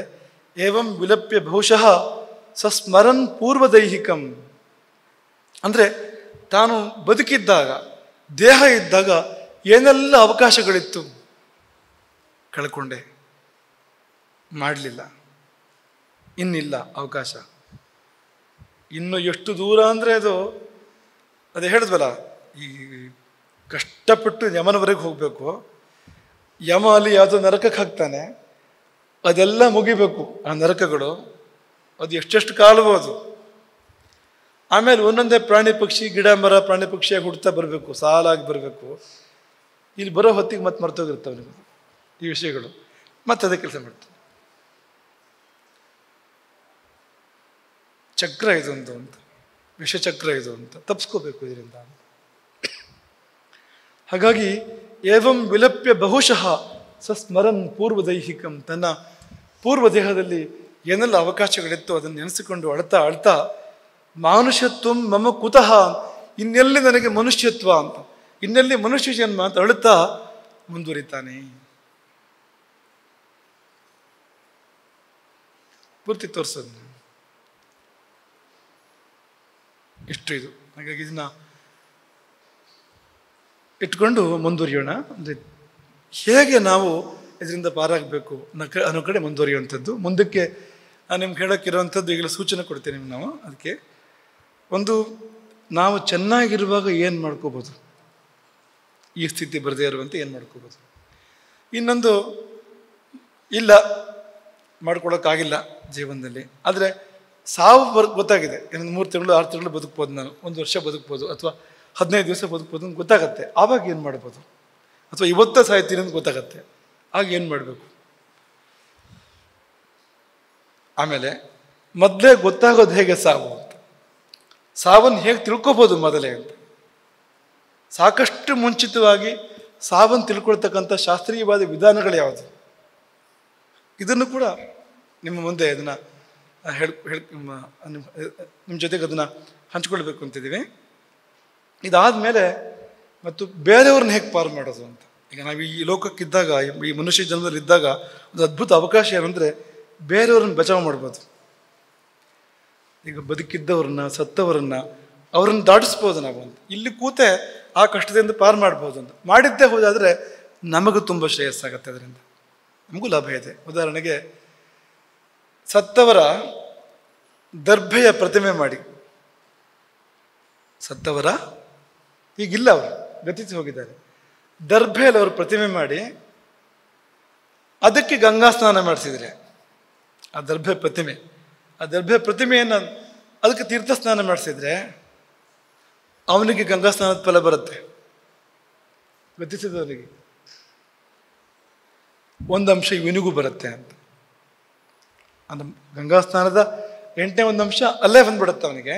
ಅದು ಮಾಡ್ತಾ ಇರೋ ಹಾಗೇನೆ ಜೊತೆಯಲ್ಲಿ ಆ ಜೀವ ದಾಟಿದರೆ, ಆ ಜೀವ ಕಷ್ಟದಿಂದ ಪಾರಾದರೆ ಇವನು ಪಾರಾಗ್ತಾನೆ. ಅಷ್ಟು ದೊಡ್ಡ ಪುಣ್ಯ ಅವನಿಗೆ ಬರುತ್ತೆ ಅಂತ. ಹಾಗಾಗಿ ಅವನು ಎಂತಹ ಪಾಪಿ ಇರ್ಬೋದು ಅವನು, ಆದರೆ ಅವನನ್ನು ಪಾರು ಮಾಡಿದರೆ ತುಂಬ ದೊಡ್ಡ ಪುಣ್ಯವೇ ಇದೆ ಅಂತ, ಪಾರು ಮಾಡಿದಾಗ ಅಂತ. ಹಾಗಾಗಿ ಅಂಥದ್ದನ್ನು ಮಾಡಬೇಕು ನಮ್ಮ ಜೀವನದಲ್ಲಿ. ನಾವು ನಮ್ಮ ಜೊತೆಗಾರರು ಯಾರು ದಾರಿ ತಪ್ಪಿರ್ತಾರೆ ಅವ್ನು ಹೇಗಾದರೂ ಮಾಡಿ ದಾರಿಗೆ ತರಬೇಕು. ಅವನು ಹೋಗಿ ನರಕಕ್ಕೆ ಬಿದ್ದು ಹಾಳಾಗಿ ಹೋಗ್ತಾನೆ ನಾಳೆ, ಹಾಗಾಗದಂತೆ ಮಾಡಬೇಕು. ಮಾತ್ರ ಅಲ್ಲ, ಗತಿಸಿದವರಿಗೆ ಕೂಡ ಒಳ್ಳೆ ಗತಿ ಕೊಡಿಸೋದಕ್ಕೆ ಇರೋಂಥ ಎಲ್ಲ ಪ್ರಯತ್ನಗಳನ್ನು ಕೂಡ ನಾವಿರುವಾಗ ನಮ್ಮ ಕಾಲದಲ್ಲಿ ನಾವು ಮಾಡಬೇಕು. ಎಲ್ಲೋ ನೀವು ಗಂಗಾ ಸ್ನಾನಕ್ಕೆ ಹೋಗಿದ್ದೀರಿ, ನೀವು ಅವಕಾಶ ಬಂತು ನಿಮಗೊಂದು ಅಂತಂದರೆ ಯಾರಿಗೂ ಬರೋಕ್ಕಾಗಲ್ಲ. ಒಂದು ಅಜ್ಜಿ ನಿಮ್ಮ ಮನೇಲಿದೆ ಅಂತ ಅಂದ್ಕೊಳ್ಳಿ, ಅದಕ್ಕೆ ಬರೋಕ್ಕಾಗಲ್ಲ ಯಾವ ಕಾರಣಕ್ಕೂ ಅಂತ, ಅದ್ರ ಹೆಸರಲ್ಲಿ ನೀವು ಸ್ನಾನ ಮಾಡ್ಬೋದು. ಅದರ ಸಂಕಲ್ಪದಲ್ಲಿ ನೀವು ಸ್ನಾನ ಮಾಡಿದರೆ ಅದಕ್ಕೆ ಫಲ ಇದೆ ಪಾಪ. ಇಂಥದ್ದನ್ನು ಮಾಡಿದರೆ ಮನುಷ್ಯ ದೇವರಾಗ್ತಾನೆ, ಇಲ್ಲದಿದ್ದರೆ ಮನುಷ್ಯ ದಕ್ಷಿಣದ ಕಡೆ ತಿರ್ಕೊಳ್ತಾನೆ, ಅಧೋಗತಿಯನ್ನು ಹೊಂದ್ತಾನೆ, ಅಧೋ ದ್ವಾರಗಳಿಂದ ಹೊರಗಡೆ ಹೋಗ್ತಾನೆ, ಘೋರ ಕಷ್ಟಕ್ಕೆ ಸಿಕ್ಕೊಳ್ತಾನೆ. ಅಲ್ಲಿ ಯಾರೂ ಸಹಾಯ ಮಾಡೋರಿಲ್ಲ, ಅಲ್ಲಿ ಯಾರೂ ಪಾರು ಮಾಡೋರಿಲ್ಲ, ಯಾರೂ ಹಿತವರಿಲ್ಲ, ನಮ್ಮವರಿಲ್ಲ, ಆತ್ಮೀಯರಿಲ್ಲ. ಅಂತಹ ಕಷ್ಟಕ್ಕೆ ಹೋಗಿ ಸಿಕ್ಕೊಳ್ತಾನೆ ಅಂತ. ಅದಕ್ಕಿಂತ ಮೊದಲು ಅವಕಾಶ ಇದ್ದಾಗ ಎಚ್ಚೆತ್ಕೋಬೇಕು. ಹರೇ ರಾಮ.